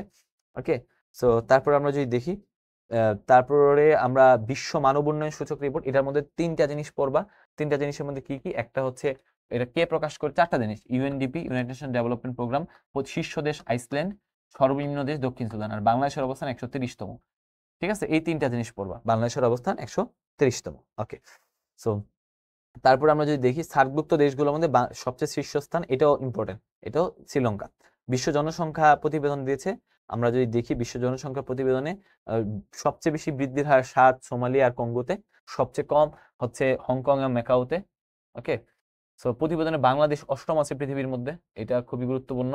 এবং সর্বনিম্ন জনসংখ্যার শীর্ষ দেশ ভারত, সর্বনিম্ন হচ্ছে আমরা যদি দেখি যে তোমার হচ্ছে মালদ্বীপ। আর জনসংখ্যায় সর্বাধিক জনসংখ্যার বৃদ্ধির হার সর্বাধিক হচ্ছে আফগানিস্তানে, এটা গতবার পরীক্ষা আসছে। হেনলি পাসপোর্ট সূচকে বাংলাদেশের অবস্থান হচ্ছে তোমার, এটা গুরুত্বপূর্ণ, বাংলাদেশের শীর্ষ দেশ সিঙ্গাপুর, দক্ষিণ কোরিয়া, জাপান, শীর্ষ দেশ বাংলাদেশ হচ্ছে 100তম পজিশনে। এবং হচ্ছে জনসংখ্যা, বাংলাদেশ জনসংখ্যা নীতি ইয়ে করেছে, 29টা মন্ত্রণালয় কাজ করে একটা জনসংখ্যা নীতি ইয়ে করেছে, যেটার মাধ্যমে বাংলাদেশ বাংলাদেশের প্রতি বর্গে বসবাস হচ্ছে 1129 জন। প্রবাসী আয় পরীক্ষায় একটা প্রশ্ন আসে যে প্রবাসী আয়ে সর্বোচ্চ, আমরা যদি দেখি প্রবাসী আয়ে সর্বোচ্চ দেশ কোনটা। হ্যাঁ, আমরা যদি দেখি বাংলাদেশে প্রবাসী আয় পুরো বিশ্বের মধ্যে অবস্থান 8ম বাংলাদেশ। হ্যাঁ, এবং হচ্ছে সবচেয়ে বেশি বাংলাদেশের থেকে বাংলাদেশে সবচেয়ে বেশি শ্রমিক প্রেরণ করে আমরা যদি সৌদি আরবে, এবং বাংলাদেশ সর্বাধিক রেমিটেন্স পাঠায় যুক্তরাষ্ট্র থেকে। দ্বিতীয় হচ্ছে সংযুক্ত আরব আমিরাত। মানে বাংলাদেশে বেশি মানুষ থাকে কোথায়? সৌদিতে। সৌদিতে থাকে বাংলাদেশের বেশি মানুষ, সৌদি আরবে। কিন্তু বাংলাদেশের টাকা পায় বেশি হচ্ছে ইউএসএ থেকে। আর দ্বিতীয় হচ্ছে আমরা যদি দেখি আমাদের এখানে সংযুক্ত আরব আমিরাত। ওকে, আর পৃথিবীর মধ্যে সবচেয়ে বেশি শ্রমিক প্রেরণ করে ভারত, বাংলাদেশের পজিশন হচ্ছে 6ষ্ঠ। সবচেয়ে বেশি প্রবাসী আয় পায় ভারত, বাংলাদেশের অবস্থান হচ্ছে 8ম। ওকে, সো বাংলাদেশে গণভোট হবে। গণভোট আমরা জানি যে বাংলাদেশে ফেব্রুয়ারিতে নির্বাচনের সাথে গণভোট হবে। সো এই পর্যন্ত বাংলাদেশে গণভোট উপস্থিত কতবার হয়েছে? বাংলাদেশে মোট 3বার গণভোট হয়েছে, 2বার প্রশাসনিক গণভোট, 1বার সাংবিধানিক গণভোট। এটা ইম্পর্টেন্ট। তো গণভোটের মাধ্যমে জনগণ হ্যাঁ বা না হচ্ছে ভোট দেওয়ার মাধ্যমে কোনো নির্দিষ্ট বিষয়ে মতামত দেয়। তো বাংলাদেশে কি সংস্কার দরকার? Yes or no? ইয়েস যদি হয় করবে, না হলে নাই। ওকে, তো প্রথম গণভোট হচ্ছে জিয়াউর রহমান 1977 সালে হয়েছে। দ্বিতীয় গণভোট হোসেন মোহাম্মদ এরশাদের আমল 1985 সালে, এবং তৃতীয় গণভোট 1991 সালে হয়েছে, যেটার মাধ্যমে রাষ্ট্রপতি নিয়ন্ত্রিত যে রাষ্ট্রপতি সরকার ব্যবস্থাটা প্রেসিডেন্সিয়াল সরকার ব্যবস্থা পার্লামেন্টারি মানে মন্ত্রী পরিষদ শাসিত সরকার ব্যবস্থায় রূপান্তরিত হয়েছে। চতুর্থ গণভোট হবে জুলাই জাতীয় সনদ, অর্থাৎ আমরা এই সংবিধানের সংস্কারগুলো হবে কিনা। ওকে, সো বাংলাদেশের নতুন রাজনৈতিক নিবন্ধিত দল আমরা যদি প্রতীক আছে 119টা, বর্তমানে বাংলাদেশের নিবন্ধিত দল হচ্ছে আমাদের দল যদি আমরা যদি দেখি দল হচ্ছে 56টা। হ্যাঁ, সর্বশেষ 3টা দল নিবন্ধন পেয়েছে, সমাজতান্ত্রিক দল, আম জনগণ পার্টি, জাতীয় নাগরিক পার্টি সর্বশেষ নিবন্ধন নিয়েছে শাপলা কলির ইয়াতে প্রতীকে। পিআর মানে হচ্ছে প্রপোর্শনাল রিপ্রেজেন্টেশন, পিআর বলা হয় প্রপোর্শনাল রিপ্রেজেন্টেশন বলা হয়। ওকে, এটা নিয়ে অনেক আলোচিত হচ্ছে যে ওকে, তো এক নজরে জাতীয় এনসিপি পার্টির আমরা সম্পর্কে যদি বলি, এনসিপি পার্টি হচ্ছে 28 ফেব্রুয়ারি। এনসিপি মানে হচ্ছে যে যারা জুলাই গণঅভ্যুত্থানের নেতৃত্ব দিয়েছে তারা একটা পার্টি গঠন করেছে, যেটা হচ্ছে 28 ফেব্রুয়ারি 2025 সালে তারা হচ্ছে পাবলিশ করে। এটার নাম হচ্ছে ন্যাশনাল সিটিজেন্স পার্টি, জাতীয় নাগরিক পার্টি। ওকে, সো এটার সদর দপ্তর কোথায়? এটার দপ্তর হচ্ছে কাজী নজরুল ইসলাম এভিনিউতে, প্রতিষ্ঠা স্থান মানিক মিয়া এভিনিউতে। সো আমরা বুঝতে পারলাম যে মানিক মিয়া এভিনিউতে এটা হয়েছে। ওকে, জাতীয় প্রতীক হচ্ছে শাপলাকলি, আহ্বায়ক নাহিদ ইসলাম, মুখ্য সংগঠক হচ্ছে আমরা সার্জিস আলম হাসনাত আব্দুল্লাহ। হ্যাঁ, ভাবাদর্শ মানে বহুত্ববাদ মধ্যপন্থী দল। তারপরে বাংলাদেশে একটা ভূমিকম্প অনুভূত হয়েছে, এটা অনেকেই জানো। রিসেন্টলি বাংলাদেশে তার আমরা তার শতাব্দীর সেরা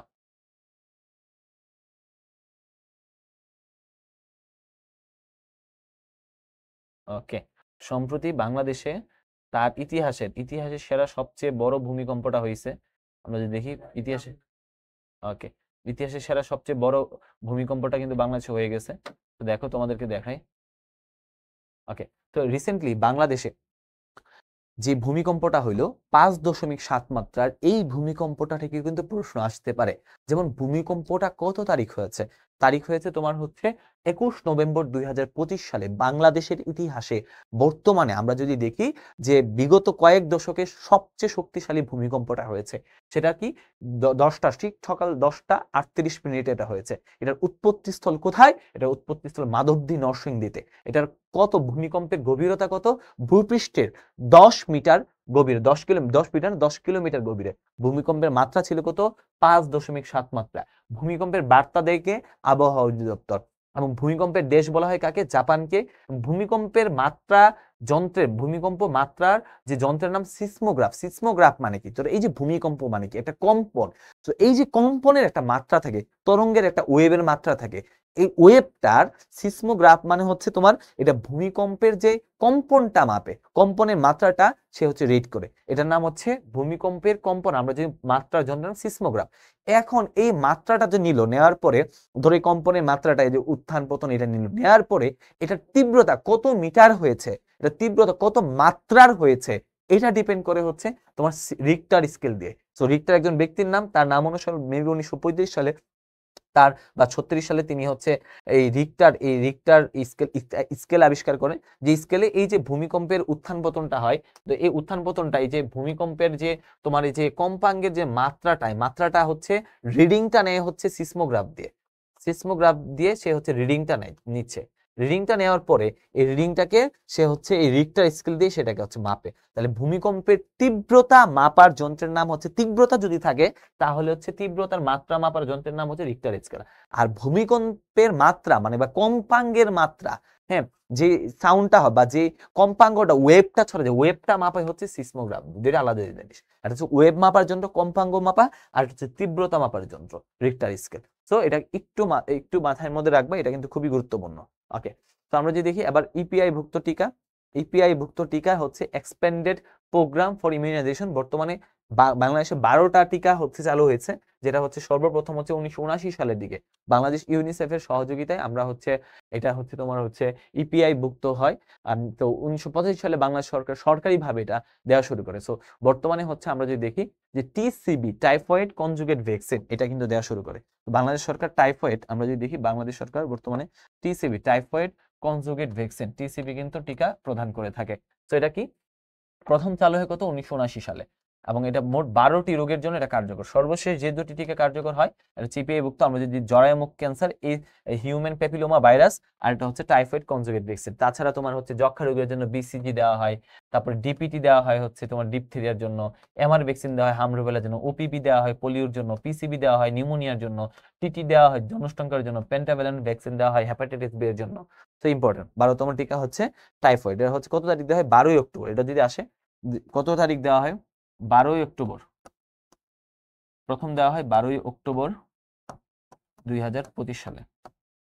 ওকে, তারপরে ঢাকা মেডিকেল কলেজ আমরা যদি দেখি, যারা মেডিকেলে পরীক্ষা দিবা, ঢাকা মেডিকেল কলেজের প্রথম অধ্যক্ষ ডক্টর মেজর ডব্লিউ.জে ভার্জিন। ঢাকা মেডিকেলের প্রথম চক্ষু সার্জারি চালক ডক্টর মোহাম্মদ রেফাতুল্লাহ। দেশভাগের পর ডিএনসি অ্যানাটমি বিভাগের প্রধান হচ্ছে আব্দুর রহমান।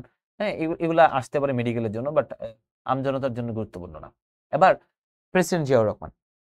সো এই বছর যেহেতু তোমরা নর্মালি প্রত্যেক বছর যে প্রশ্নের প্যাটার্ন চেঞ্জ হয়, সো একটা সময় বঙ্গবন্ধু শেখ মুজিবুর রহমান থেকে প্রশ্ন আসতো, এই গত বছর প্রশ্ন আসছে যে মহাখালী ফ্লাইওভার উদ্বোধন করেন কে?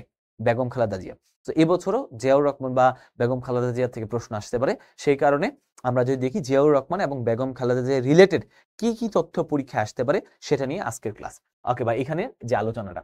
তো দেখো পরিচয় কি, তিনি একজন বীর মুক্তিযোদ্ধা ছিলেন, বাংলাদেশের দ্বিতীয় সেনাপ্রধান এবং 8ম রাষ্ট্রপতি ছিলেন। তার পৈতৃক নিবাস বগুড়া জেলার মহিষাবানে তিনি জন্মগ্রহণ করেন 19 জানুয়ারি আবার জাতীয় শিক্ষক দিবস। তো 1936 সালে আমরা যদি দেখি, তার মৃত্যু হচ্ছে 30 মে 1981 সালে। তিনি হচ্ছে চিটং সার্কিট হাউসে তাকে গুলি করে হত্যা করা হয়। ওকে, সেনাপ্রধান ছিলেন তিনি 1975 সাল থেকে, মানে 24 আগস্ট থেকে 3রা নভেম্বর 1975 সাল পর্যন্ত। রাষ্ট্রপতি ছিলেন 1977 থেকে 1981, প্রায় 4 বছর। তিনি একটা দল গঠন করেন যেটার নাম বর্তমান বাংলাদেশ জাতীয়তাবাদী দল, বিএনপি, এবং বিএনপির প্রতিষ্ঠা করেন তিনি, জিয়াউর রহমান বিএনপির প্রতিষ্ঠা করেন। এটা খুবই ইম্পর্টেন্ট।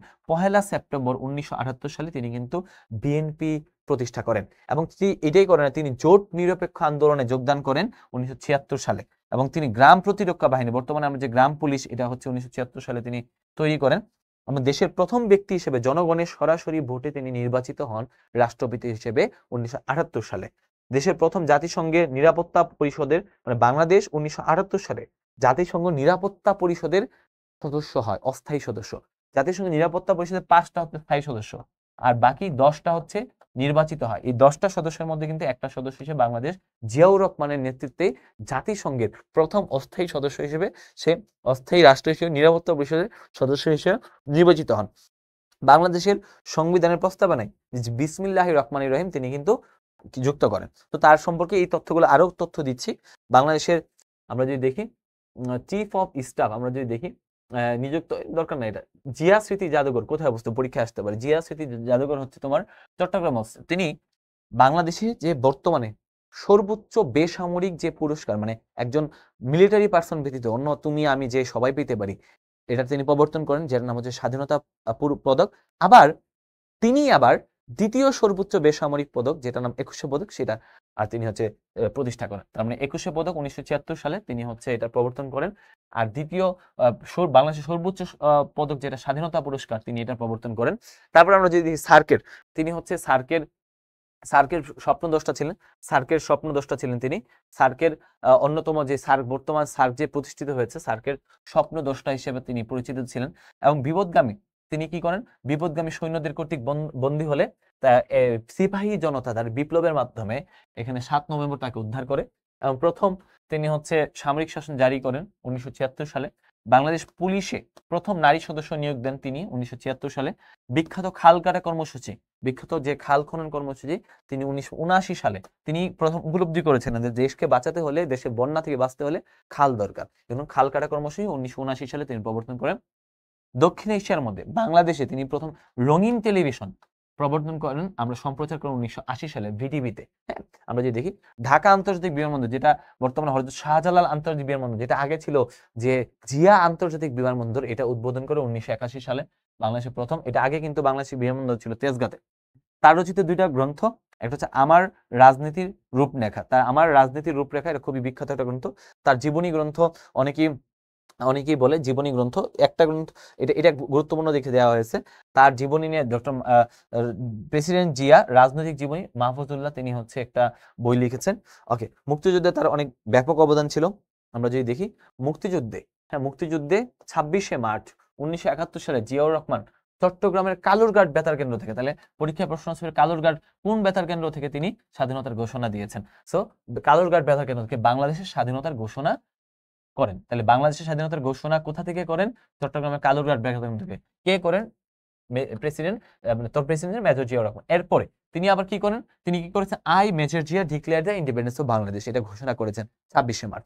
আর 27শে মার্চ শেখ মুজিবুর রহমান আবারও স্বাধীনতার পক্ষে, মানে শেখ মুজিবুর রহমানের পক্ষে তিনি আবারও ঘোষণা দেন। তখন তিনি 27শে মার্চে বলছে, I major Zia on the behalf of our great leader Sheikh Mujibur Rahman declare the independence of Bangladesh.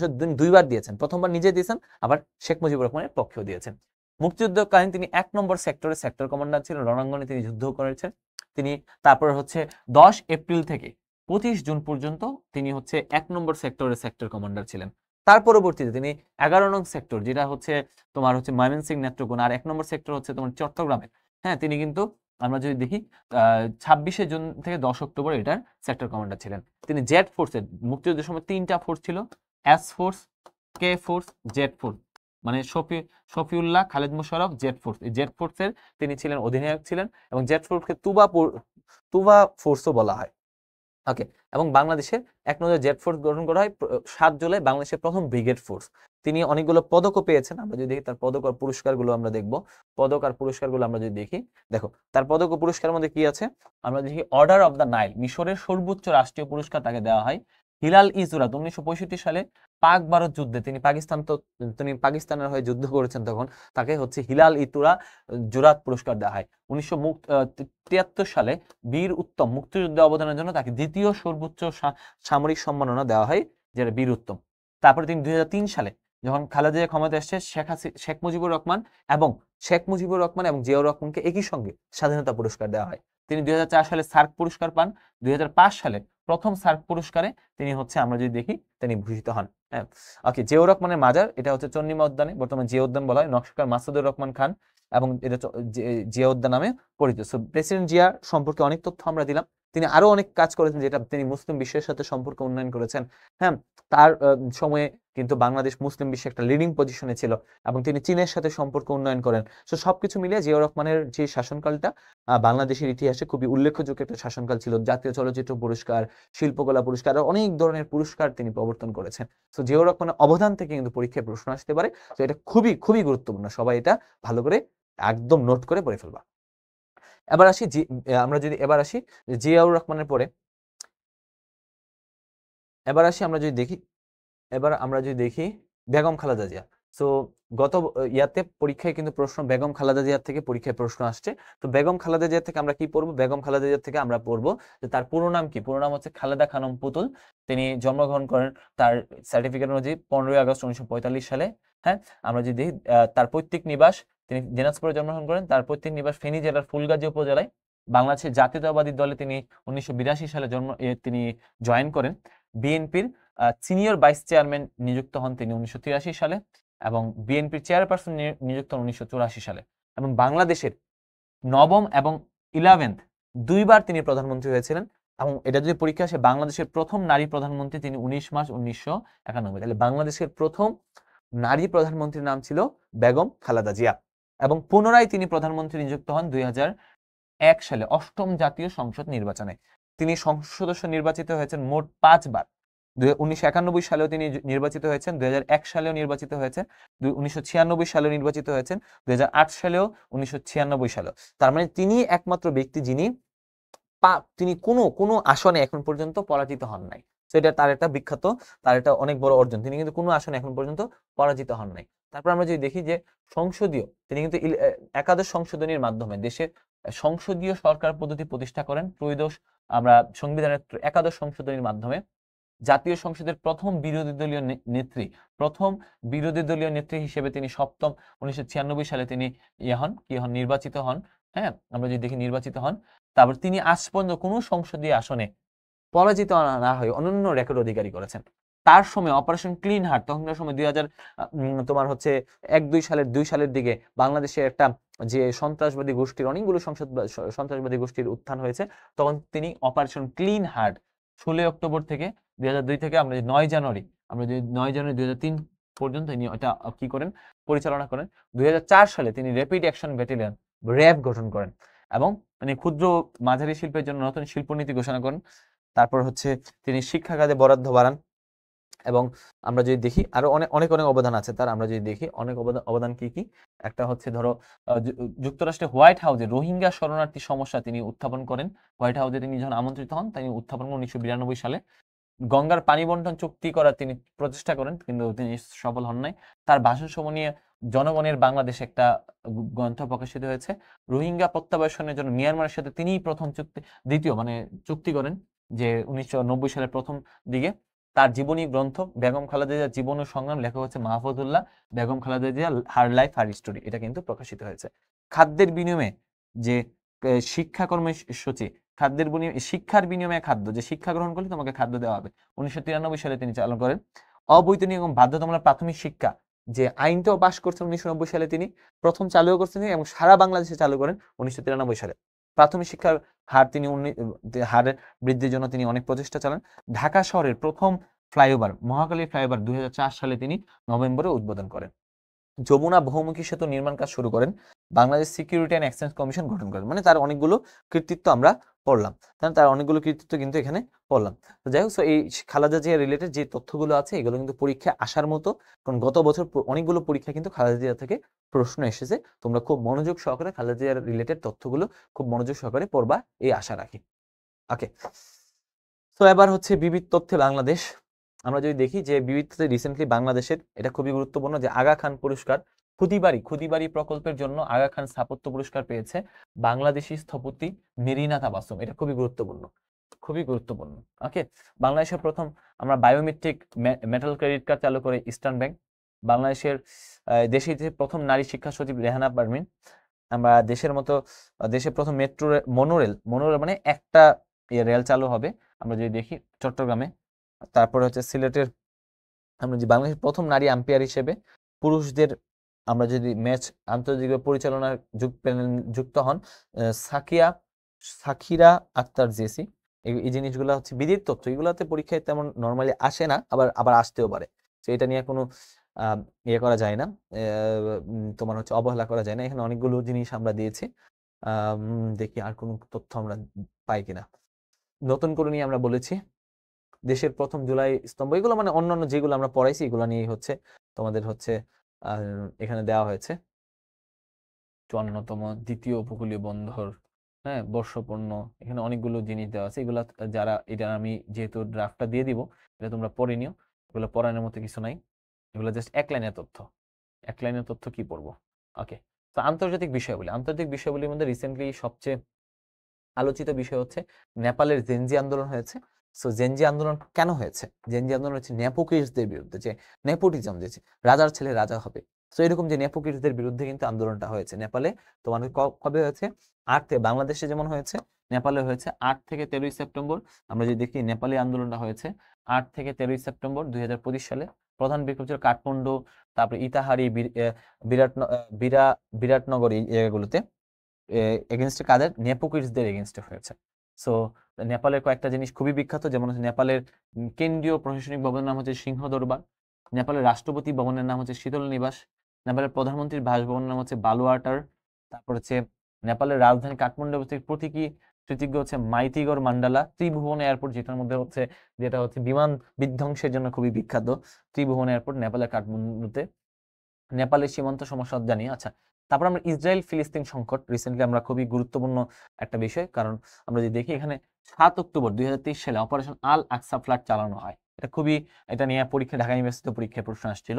তারপরে 8 অক্টোবর অপারেশন আয়রন সোর্স, এটাও কিন্তু চালায়, কারা চালায়? এটা হচ্ছে ইসরায়েলি বাহিনী চালায়। তারপরে অনেক দিন যাবত আমরা হচ্ছে দেখতে পাই যে 2025 সাল পর্যন্ত তারা হচ্ছে বিভিন্ন সময় ইসরায়েলি বাহিনী আক্রমণ চালায়। হ্যাঁ, গাজায় অনেকগুলো অভিযান চালায়, 21শে জানুয়ারি চালায়, তারপরে 16ই মে চালায়, 16ই আগস্ট চালায়।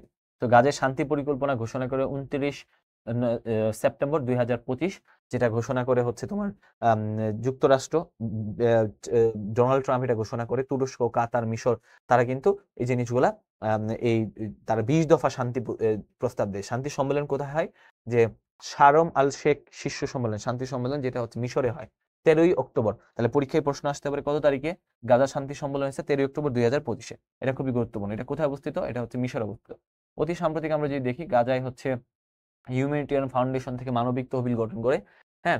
সো আমরা ইসরায়েলি ডিফেন্স ফোর্স, তারা কিন্তু গাজায় অনেক বেশি আক্রমণ চালায়। যাই হোক, সো আমরা এখানে আরো কিছু তথ্য দেখতে চাই। সেটা হচ্ছে গাজাকে বিভিন্ন দেশ কিন্তু তাকে স্বীকৃতি, যে বাংলাদেশ 1988 সালে স্বীকৃতি দিয়েছে। প্রথম দেশ হিসেবে আলজেরিয়া ফিলিস্তিনকে স্বীকৃতি দিয়েছে। সর্বশেষ তোমার হচ্ছে কানাডাও, G7 ভুক্ত একটা দেশ কানাডা, ফ্রান্স, তারাও কিন্তু স্বীকৃতি দিয়েছে, বা যুক্তরাষ্ট্র এখনো স্বীকৃতি দেয় নাই। হ্যাঁ, সো মার্কিন, আমরা যদি দেখি জাতিসংঘের নিরাপত্তা পরিষদের 4টা সদস্য, রাশিয়া, চীন, যুক্তরাষ্ট্র, ফ্রান্স, তারা কিন্তু স্বীকৃতি দিয়েছে। সর্বশেষ আমরা যদি দেখি যে 21 সেপ্টেম্বর কানাডা, অস্ট্রেলিয়া, যুক্তরাজ্য, পর্তুগাল স্বীকৃতি দেয়। 22 September France, Monaco, Andorra, Luxembourg, Malta স্বীকৃতি দেয়। 23 সেপ্টেম্বর সেন্ট মেরিনো স্বীকৃতি দেয়। ওকে, সো আমরা যদি দেখি যে ফিলিস্তিনকে এখানে করে বিভিন্ন উদ্যোগ নেওয়া হয়, যেমন global strike for Gaza, March for Gaza, এটা পালিত হয় 12 এপ্রিল, এটা ইম্পর্টেন্ট, 12 এপ্রিল। তারপর হচ্ছে আলোচিত আমরা সীমান্ত আমরা যদি দেখি করিডোর সীমান্ত দরকার নাই, এখানে অনেকগুলো সীমান্ত, রাফা সীমান্ত যেমন ইসরায়েল, এটা হচ্ছে তোমার মিশরে। 2 মেয়াদে আমরা যদি দেখি ফিলিস্তিন ইস্যুতে 2 দেশের আইসিজেতে মামলা করা হয়েছে, গণহত্যার মামলা। তো আমরা এখানে হামাস নিয়ে পড়বো। হামাস হচ্ছে গাজার একটা সশস্ত্র বাহিনী, হিজবুল্লাহ হচ্ছে লেবাননের একটা বিদ্রোহী মানে একটা হচ্ছে তোমার সশস্ত্র গোষ্ঠী। হুতি হচ্ছে তোমার শিয়াদের, যেটা হচ্ছে তোমার ইয়াতে মানে ইয়েমেনে। এগুলো আমরা একটু দেখবো, এগুলা পরীক্ষা অনেক সময় আসে। তো গাজায় দেখো একটা সময় কিন্তু 1917 সালে বেলফোর ঘোষণার আগে এই পুরাটাই, এই যে হলুদ, এই যে তোমার সবুজ কালার, এটা পুরাটাই কি ছিল? পুরাটাই ছিল ফিলিস্তিন। তো আস্তে আস্তে আস্তে আস্তে তোমার হচ্ছে কমতে কমতে 1947 সালে পরিকল্পনা যখন দেয়, অর্ধেকটা দিয়ে দেওয়া হয় ফিলিস্তিনকে, অর্ধেকটা ফিলিস্তিন মানে ইসরায়েলকে দেওয়া হয়। বর্তমান 2020-25 সালে এই গাজা এক পাশে, এটা হচ্ছে গাজা, এই সেটটা হচ্ছে গাজা, আর এই সেটটা হচ্ছে পশ্চিম তীর, পুরো আলাদা হয়ে গেছে ফিলিস্তিন। ওকে, ফিলিস্তিনের ভূখণ্ড আস্তে আস্তে কমছে। সো আব্রাহাম অ্যাকর্ড দরকার নেই, এগুলা তোমরা জানো। আমরা যে মাহমুদ দারবিশ, উনি বিখ্যাত কবি ছিলেন। এডওয়ার্ড সাইড একজন ওরিয়েন্টালিজমের জন্য বিখ্যাত, যিনি ফিলিস্তিনি বংশোদ্ভূত। ওকে, লেবাননের অনেকগুলো জিনিস নিয়ে এখানে আছে, গাজার বিখ্যাত রাফা সীমান্ত নিয়ে আছে, পরীক্ষা পশ্চিম তীর নিয়ে আসে, রামাল্লা নিয়ে আসে। যেহেতু গ্লোবাল, আমরা আলোচনায় গ্লোবাল সমুদ ফটিলা, যেটা হচ্ছে সমুদ মানে হচ্ছে তোমার জিএসএফ ফটিলা নামে পরিচিত, যেটা আন্তর্জাতিক একটা নৌবহর, যে বিভিন্ন দেশের মানবাধিকার কর্মী, স্বেচ্ছাসেবক, পরিবেশ কর্মী যারা হচ্ছে এই গাজাতে গিয়েছিল, মানে ছোট ছোট জাহাজ নিয়ে তারা হচ্ছে ত্রাণ নিয়ে গিয়েছিল। এটা খুবই গুরুত্বপূর্ণ একটা, যে গ্লোবাল ফ্রিডম ফ্লোটিলা হিসেবে 4টা জোট ছিল: freedom flotilla, coalition, global movement for Gaza, হ্যাঁ, মাগরেব সমুদ ফ্লোটিলা, তারপর হচ্ছে নুসান্তারা। ওকে, নুসান্তারা হচ্ছে তোমার তুরস্কের একটা সংবাদ মাধ্যমের সংবাদ সংস্থা নাম। বহু দেশ এখানে অংশগ্রহণ করেন। বহরে অংশগ্রহণকারী আলোচিত ব্যক্তি ম্যান্ডেলা, নেলসন ম্যান্ডেলার নাতি, রিমা হাসান, ইউরোপীয় সদস্য, আরো অনেকেই, যেমন গ্রেটা থুনবার্গ, ওনারা সবাই এটার মধ্যে ছিলেন। সুইডিশ জলবায়ু গ্রেটা থুনবার্গ, তিনি ফ্রাইডেজ ফর ফিউচার, গ্লোবাল সমুদ্র ফ্লোটিলা, এগুলোতে তিনি হচ্ছে অংশগ্রহণ করেন। তারপর হচ্ছে এগুলো তো জানো যে ফ্রাইডেজ ফর ফিউচার, তিনি পরিবেশবাদী আন্দোলন। বাংলাদেশের একজন অংশগ্রহণ করেন, যিনি আমরা যদি আলোকচিত্রী শহীদুল আলম, তিনি ইসরায়েলি বাহিনী দ্বারা আটকও পর্যন্ত হয়েছেন। 8 অক্টোবর তাকে আটক করা হয়, আটক করে রাখা হয় ইসরায়েলের ক্যাথজিয়েন কারাগারে। 2018 সালে তিনি টাইমসের বর্ষসেরা ব্যক্তিত্ব নির্বাচিত হন। 2025 সালে সংস্কৃতি এবং শিক্ষায় 21 পদক তিনি লাভ করেন। 2000 বাংলাদেশি ব্রিটিশ মানবাধিকার রুহি লোরেন আক্তার, মানে এটা দরকার নেই। তো এই এত বছরে বাংলাদেশি, আমরা যে বহরে বাংলাদেশি রুহি লোরেন আক্তারও, তিনিও কিন্তু বাংলাদেশি মানবাধিকার কর্মী হিসেবে ছিলেন এখানে। তো তাকে আটক করায় কবে, এটা খুবই গুরুত্বপূর্ণ। তিনি এই যে গ্লোবাল যে থাউজেন্ডস ম্যান্ডিলিনস টু গাজা, আমরা যদি দেখি যে নৌবহরে কনসেশনস নামক জাহাজে তিনি অবস্থান করছিলেন।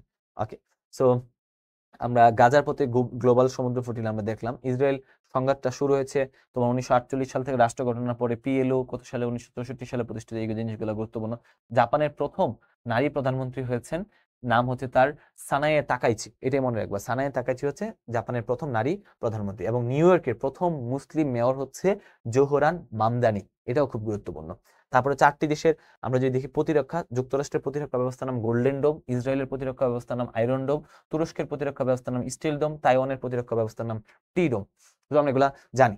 তারপর আমরা যদি দেখি যে নতুন পোপ হিসেবে শপথ গ্রহণ করেছে হচ্ছে 14 লিও, তিনি 8 মে, আগের পোপ যে পোপ ফ্রান্সিস মারা যাওয়ার কারণে তিনি কিন্তু শপথ গ্রহণ করেছেন। অনেকগুলো দেশ তারা স্বাধীনতা চায়, যেমন কাতালোনিয়া একটা, যারা হচ্ছে স্পেন থেকে স্বাধীনতা চায়, কাতালোনিয়া। তারপর হচ্ছে নিউ ক্যালেডোনিয়া ফ্রান্স থেকে, কুর্দিস্তান ইরাক থেকে, তারপরে বাদশামারো ফিলিপাইন থেকে, ক্যালিফোর্নিয়া হচ্ছে যুক্তরাষ্ট্র থেকে, কারেন রাজ্য হচ্ছে মিয়ানমার থেকে, আবখাজিয়া দক্ষিণ ওসেটিয়া, তাতারিস্তান রাশিয়া থেকে, ইরিয়ান ঝা পশ্চিম তিমুর, বান্দা আছে পাপুয়া নিউ গিনি হচ্ছে পশ্চিম পাপুয়া হচ্ছে ইন্দোনেশিয়া থেকে। ওকে, সো এগুলা একটু আসে অনেক সময় পরীক্ষায়। বিশ্বের সর্বোচ্চ সেতু যেটা হচ্ছে হুয়া জিয়াং গ্র্যান্ড ক্যানিয়ন সেতু, এটা হচ্ছে চীন আনুষ্ঠানিকভাবে তারা হচ্ছে এটা উদ্বোধন করে দেয়। ট্রাম্প পুতিন বৈঠক হয়েছে, এটা খুবই গুরুত্বপূর্ণ। এটা হচ্ছে কত তারিখে? 15ই আগস্ট। হ্যাঁ, জাতির পিতার তোমরা জানো শোক দিবসের দিন, 15ই আগস্ট। শোক দিবস আর এখন নাই। 15ই আগস্ট 2025-এ আলাস্কায় 2 জন ট্রাম্প পুতিন বৈঠক হয়েছে। যদিও কোনো ইয়া হয় নাই, মানে আলোচিত কোনো কিছু হয় নাই। তারপরে সাংহাই কোঅপারেশন কাউন্সিলের যে উপলক্ষে ভারতের আমরা জানি লিমু, হ্যাঁ, আমরা যে লিমু কূটনীতি বলা হয়, যেটা হচ্ছে তোমার রাশিয়ার তৈরি বিলাসবহুল অরাজ ব্র্যান্ডের বুলেট প্রুফ লিমুজিন গাড়িতে ঘুরতে ঘুরতে বৈঠক করেন পুতিন ও মোদি, যাকে লিমু কূটনীতি বলা হয়। ওকে, রাশিয়ান ব্র্যান্ডটাকে প্রমোট করলো তারা। ওকে, সো এক নজরে আজারবাইজান আর হচ্ছে তোমার আর্মেনিয়া অনেকদিন ধরে যুদ্ধ করতেছিল। তাদের মধ্যে 8 অগাস্ট 2025 যুক্তরাষ্ট্রের ওয়াশিংটনে হোয়াইট হাউসে ঐতিহাসিক আর্মেনিয়া আজারবাইজান শান্তি চুক্তি কি হয়, স্বাক্ষর হয়, এবং ডোনাল্ড ট্রাম্প এটার মধ্যে মধ্যস্থতা করেন। এটা জাস্ট মনে রাখবা। স্টাম করিডোর প্রস্তাব করা হয় আর্মেনিয়া আর আজারবাইজানের মধ্যে। ওকে, বিতর্কিত অঞ্চল ছিল নাগার্নো কারাবাখ, এটা নিয়ে অনেক ঝামেলা হয়েছিল। বিসবে পোর্টাল দরকার। সুদানের গৃহযুদ্ধ, এটা খুবই গুরুত্বপূর্ণ। জাতিসংঘের ভাষ্য অনুযায়ী বিশ্বের বৃহত্তম মানবিক সংকট চলতেছে সুদানে। গৃহযুদ্ধ চলতেছে 2023 সালের 15 এপ্রিল থেকে। গৃহযুদ্ধের কারণ কি? 2019 সালে 3 দশক ধরে ক্ষমতায় থাকা প্রেসিডেন্ট উমর আল বশিরকে পদচ্যুত করা হয়। তো এই পক্ষ, আমরা যদি দেখি, পক্ষে সুদানের সশস্ত্র বাহিনী ও আরএসএফ ছিল। গৃহযুদ্ধের কারণে পালাতে বাধ্য হয়েছে প্রায় 1,20,00,000 মানুষ। দেখো সুদানে কি ঝামেলা চলতেছে। এবং এই অঞ্চলে পশ্চিম দারফুর অঞ্চলে এল প্রেশার একটা শহর আছে, সেখানে নিয়ন্ত্রণ নিয়ে একটা গণহত্যা চলতেছে। গণহত্যা চালাচ্ছে আধা সামরিক বাহিনী আরএসএফ তারা হচ্ছে কি চালাচ্ছে? গণহত্যা চালাচ্ছে। তো আমরা যদি দেখি 1989 সালে সেনা অভ্যুত্থানের মাধ্যমে সুদানে ক্ষমতায় আসে উমর আল বশির। তাকে পদ থেকে সরাতে 19 সালে বিপুল মাত্রায় বিক্ষোভ হয়। এই বিক্ষোভে তার পতন হয়। সুদানে চলমান সংঘাতের জন্য দায়ী জেনারেল আব্দুল ফাতাহ আল বুরহান এবং জেনারেল মোহাম্মদ হামদান দাগালো। তারা দুইজন জন্য এই অবস্থা। বর্তমান সুদানের প্রেসিডেন্ট ও সশস্ত্র বাহিনীর প্রধান হচ্ছে জেনারেল আল বুরহান, আর দাগালো হচ্ছে, তারা দুইজনই হচ্ছে ক্ষমতার লোভের আগে ছিলেন, কিন্তু এই দাগালোর নেতৃত্বে ছিল আরএসএফ আধা সামরিক বাহিনী। দাগালো চাচ্ছে আলাদা করে এখানে ঝামেলা ক্রিয়েট করছে। ওকে, এলফাশারে গণহত্যা চলছে, এটা নিয়ে খুবই গুরুত্বপূর্ণ। ইরান ইসরায়েলে তোমার হচ্ছে 12 দিনের যুদ্ধ হয়েছে। পরীক্ষার মধ্যে যেটা আসবে সেটা আমি একটু তোমাদের বলে দিই, যে 13ই জুন 2025 সালে অপারেশন রাইজিং লায়ন জাগ্রত সিংহ নামে ইরানে অপারেশন চালায় ইসরায়েল। 22 জুন খুবই গুরুত্বপূর্ণ, যুক্তরাষ্ট্র ইরানের 3টি পারমাণবিক জায়গায় অপারেশন মিডনাইট হেমান নামে অপারেশন চালায় 22 জুন। এবং 23 জুন ইরান হচ্ছে আমরা যদি দেখি গ্ল্যান্ড টাইডিং অফ ভিক্টোরি নামে কাতারে অবস্থিত মধ্যপ্রাচ্যের বৃহত্তম মার্কিন সামরিক ঘাঁটি আল উদেইদে ক্ষেপণাস্ত্র হামলা চালায়। সো তাদের মধ্যে হয়েছে, সো তাদের মধ্যে একটা মনে হয় ভালোই মারামারি হয়েছে। 24 জুন যুক্তরাষ্ট্রের প্রেসিডেন্টের মধ্যস্থতায় ইরান এবং ইসরায়েলের মধ্যে যুদ্ধবিরতি হয়। ইরানের পক্ষে ছিল কাতার, আর ইসরায়েলের পক্ষে যুক্তরাষ্ট্র। তো অনেকগুলা এখানে যে তোমার হচ্ছে মিসাইল ইউজ হয়েছে। যাই হোক, তো অনেকগুলা তাদের পারমাণবিক তাদের যে এই জায়গাগুলোতে, যেমন হচ্ছে তেহরান, কুম, মার্কাজি, ইস্পাহান, বুশেহর, এগুলাতে তারা হচ্ছে অ্যাটাক করছে অনেকগুলো জায়গায়। ওকে, হরমুজ প্রণালী দরকার নাই ইরানে। ওকে, তাদের ক্ষেপণাস্ত্র ব্যবস্থা আছে, ঠেট প্রতিরক্ষা ব্যবস্থা ছিল। ভারত পাকিস্তান সংঘাত, ভারতে 22 এপ্রিল তোমরা জানো যে ভারতের জম্মু যে কাশ্মীরের 3টা পার্ট, একটা হচ্ছে তোমার যে জম্মু কাশ্মীর, একটা হচ্ছে গিলগিট বালতিস্তান আজাদ কাশ্মীর যেটা পাকিস্তানে, এই যে সবুজ কালারটা পাকিস্তানে, নীল কালারটা ভারতে, আর এই হলুদ কালারটা হচ্ছে আকসাই চীনে অবস্থিত।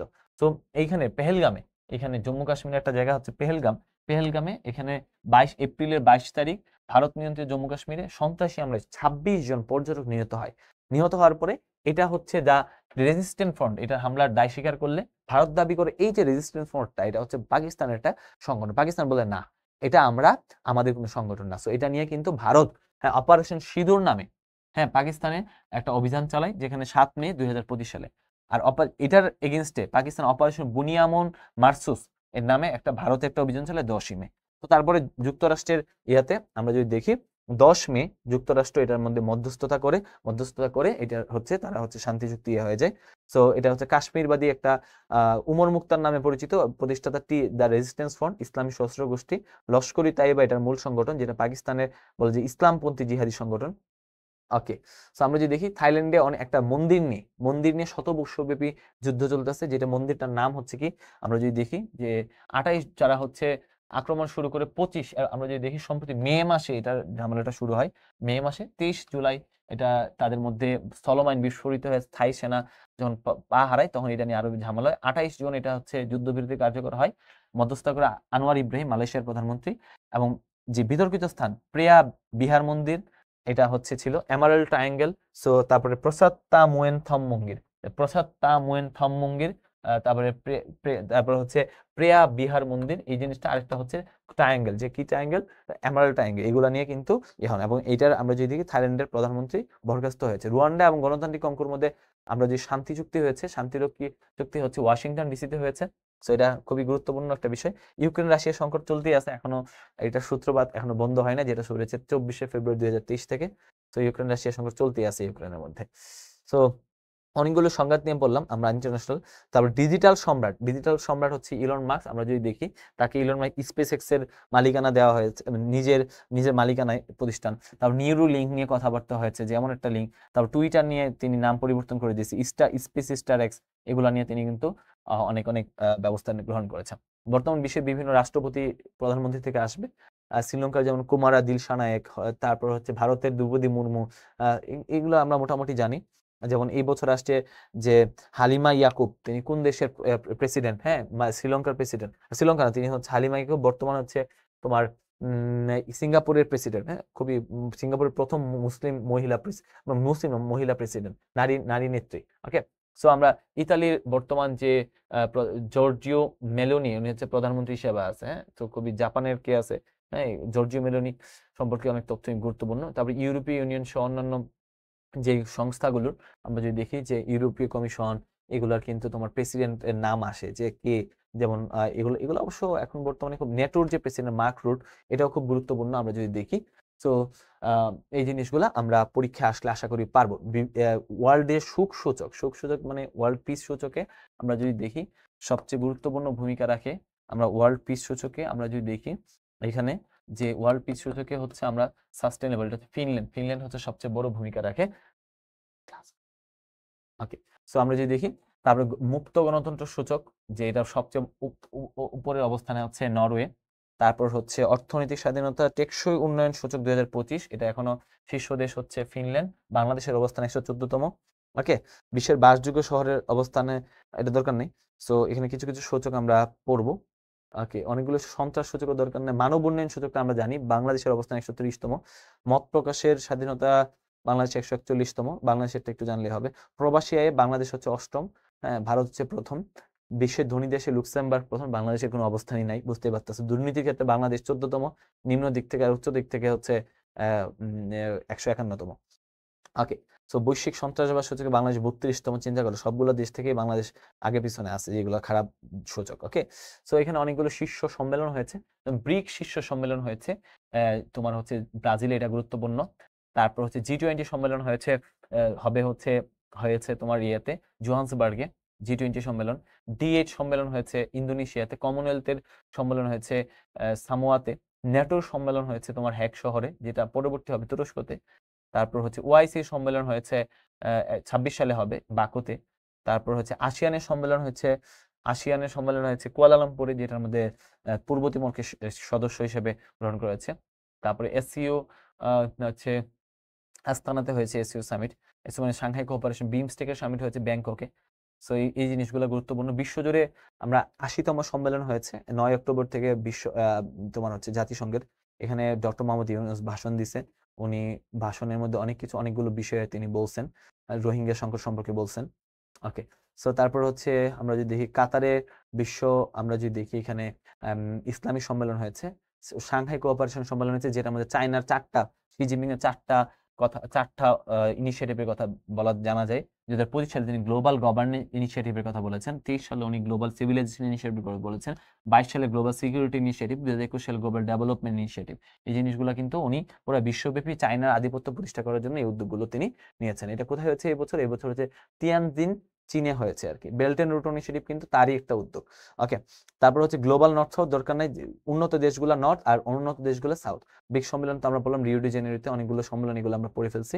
জাতিসংঘের জলবায়ু সম্মেলন COP30, এটা কোথায় হচ্ছে? এটা পরীক্ষা খুবই গুরুত্বপূর্ণ, 30তম সম্মেলন। এটা হচ্ছে ব্রাজিলে হয়েছে। COP31 কোথায় হবে? এটা হচ্ছে অস্ট্রেলিয়াতে হবে সম্ভাব্য। এখানে নিয়ে বন ও পরিবেশ সংরক্ষণ, অর্থনৈতিক সহযোগিতা, তারপর ন্যায্য রূপান্তর, এই জিনিসগুলো স্বল্পোন্নত দেশগুলোর কণ্ঠস্বরগুলাকে তারা হচ্ছে আরো বেশি আপহোল্ড করছে। তো জাতিসংঘ বর্তমানে অনেকগুলো কিওয়ার্ড নিয়ে আলোচনা হয়েছে, বাট এগুলো এত বেশি গুরুত্বপূর্ণ না। ওকে, সো বিবিধতা আন্তর্জাতিক বিভিন্ন বিষয়গুলো নিয়ে বর্তমানে আলোচনা হচ্ছে। এগুলো আমি যেহেতু শীটটা দিয়ে দিব, এগুলো থেকে তোমরা দেখে নিও যে কোন জায়গায় কি হয়েছে না হয়েছে। তো এখানে আরো অনেকগুলো আছে। নোবেল শান্তি পুরস্কার, যেমন নোবেল অর্থনীতি পুরস্কার সবচেয়ে গুরুত্বপূর্ণ। এই বছর 14 জনকে দেওয়া হয়েছে, 12জন পুরুষ 2জন নারী। এবং অর্থনীতিতে পেয়েছে তোমার হচ্ছে উদ্ভাবন নির্ভর অর্থনীতি নিয়ে জুয়েল মকির, ফিলিপ আগিয়ে, পিটার হাউইট।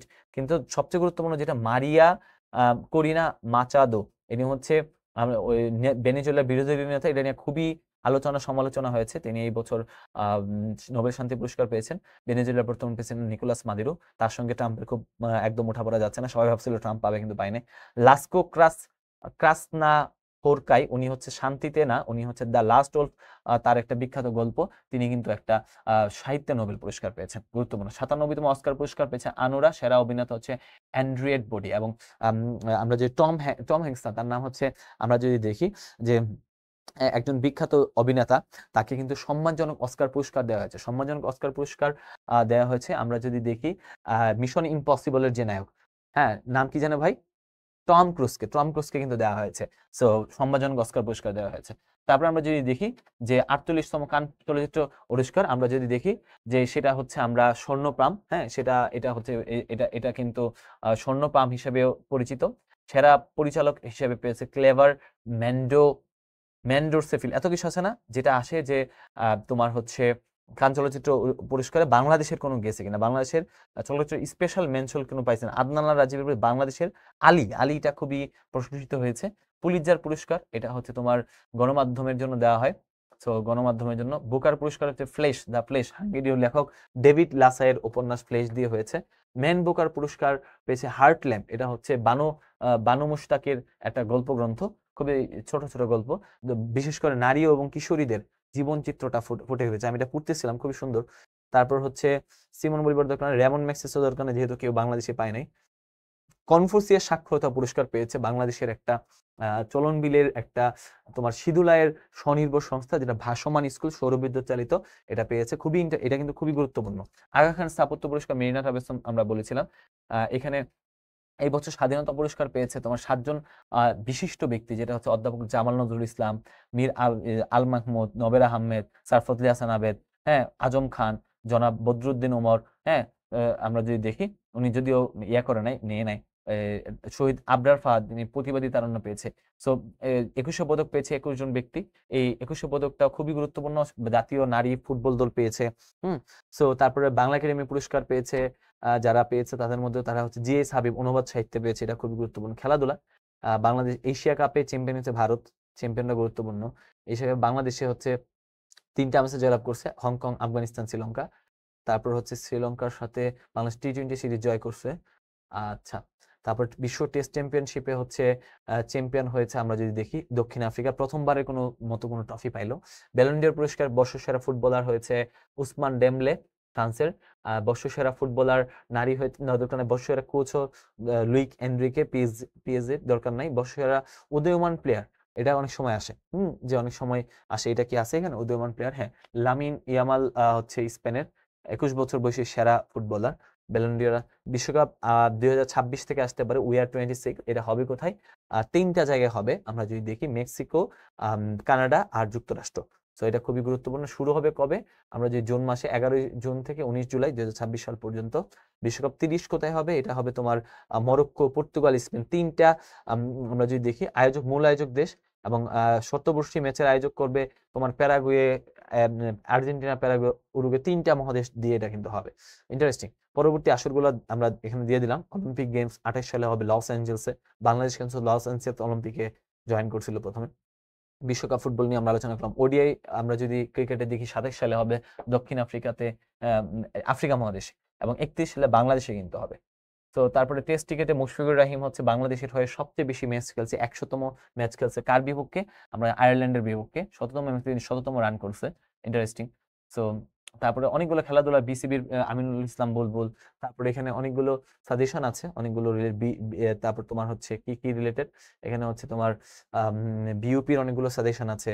তারপর হচ্ছে ইংলিশে, তারপর হচ্ছে তোমার মেডিকেলের সাজেশন আছে, এগুলো তোমরা পড়ে নিও, এগুলো আমি যা পড়াইছি এগুলোর মধ্যেই। তারপর হচ্ছে নার্সিং এর জন্য গুরুত্বপূর্ণ সাজেশন আছে, হেলথ ডিসিডিটি নিয়ে। তারপর হচ্ছে নার্সিং এর জনক নিয়ে আসছে, কিওয়ার্ড নিয়ে অনেকগুলো আছে। তারপর সাম্প্রতিকের অনেকগুলো প্রশ্ন আছে, এগুলো আমরা সময় পেলে অন্য একটা ক্লাসে সলভ করে দিব। তো এখানে সাম্প্রতিকের প্রশ্নগুলো তোমরা যেগুলো আমি পড়াইছি সবগুলা প্রায় 300-400 প্রশ্ন এখানে দেওয়া হয়েছে, যাতে করে তোমরা হচ্ছে সহজেই হচ্ছে এই এই তোমাদের এই সাম্প্রতিকে ভালো করে। আশা করি এই জিনিসটা পড়লে তোমাদের সাম্প্রতিকের আর কোনো ভয় থাকবে না। সাম্প্রতিকের ভয় আবার হবে জয়। সবার জন্য অনেক, অনেক শুভকামনা রইলো। সবাই ভালো থেকো, সুস্থ থাকো, আমাদের সঙ্গে থেকো। টাটা।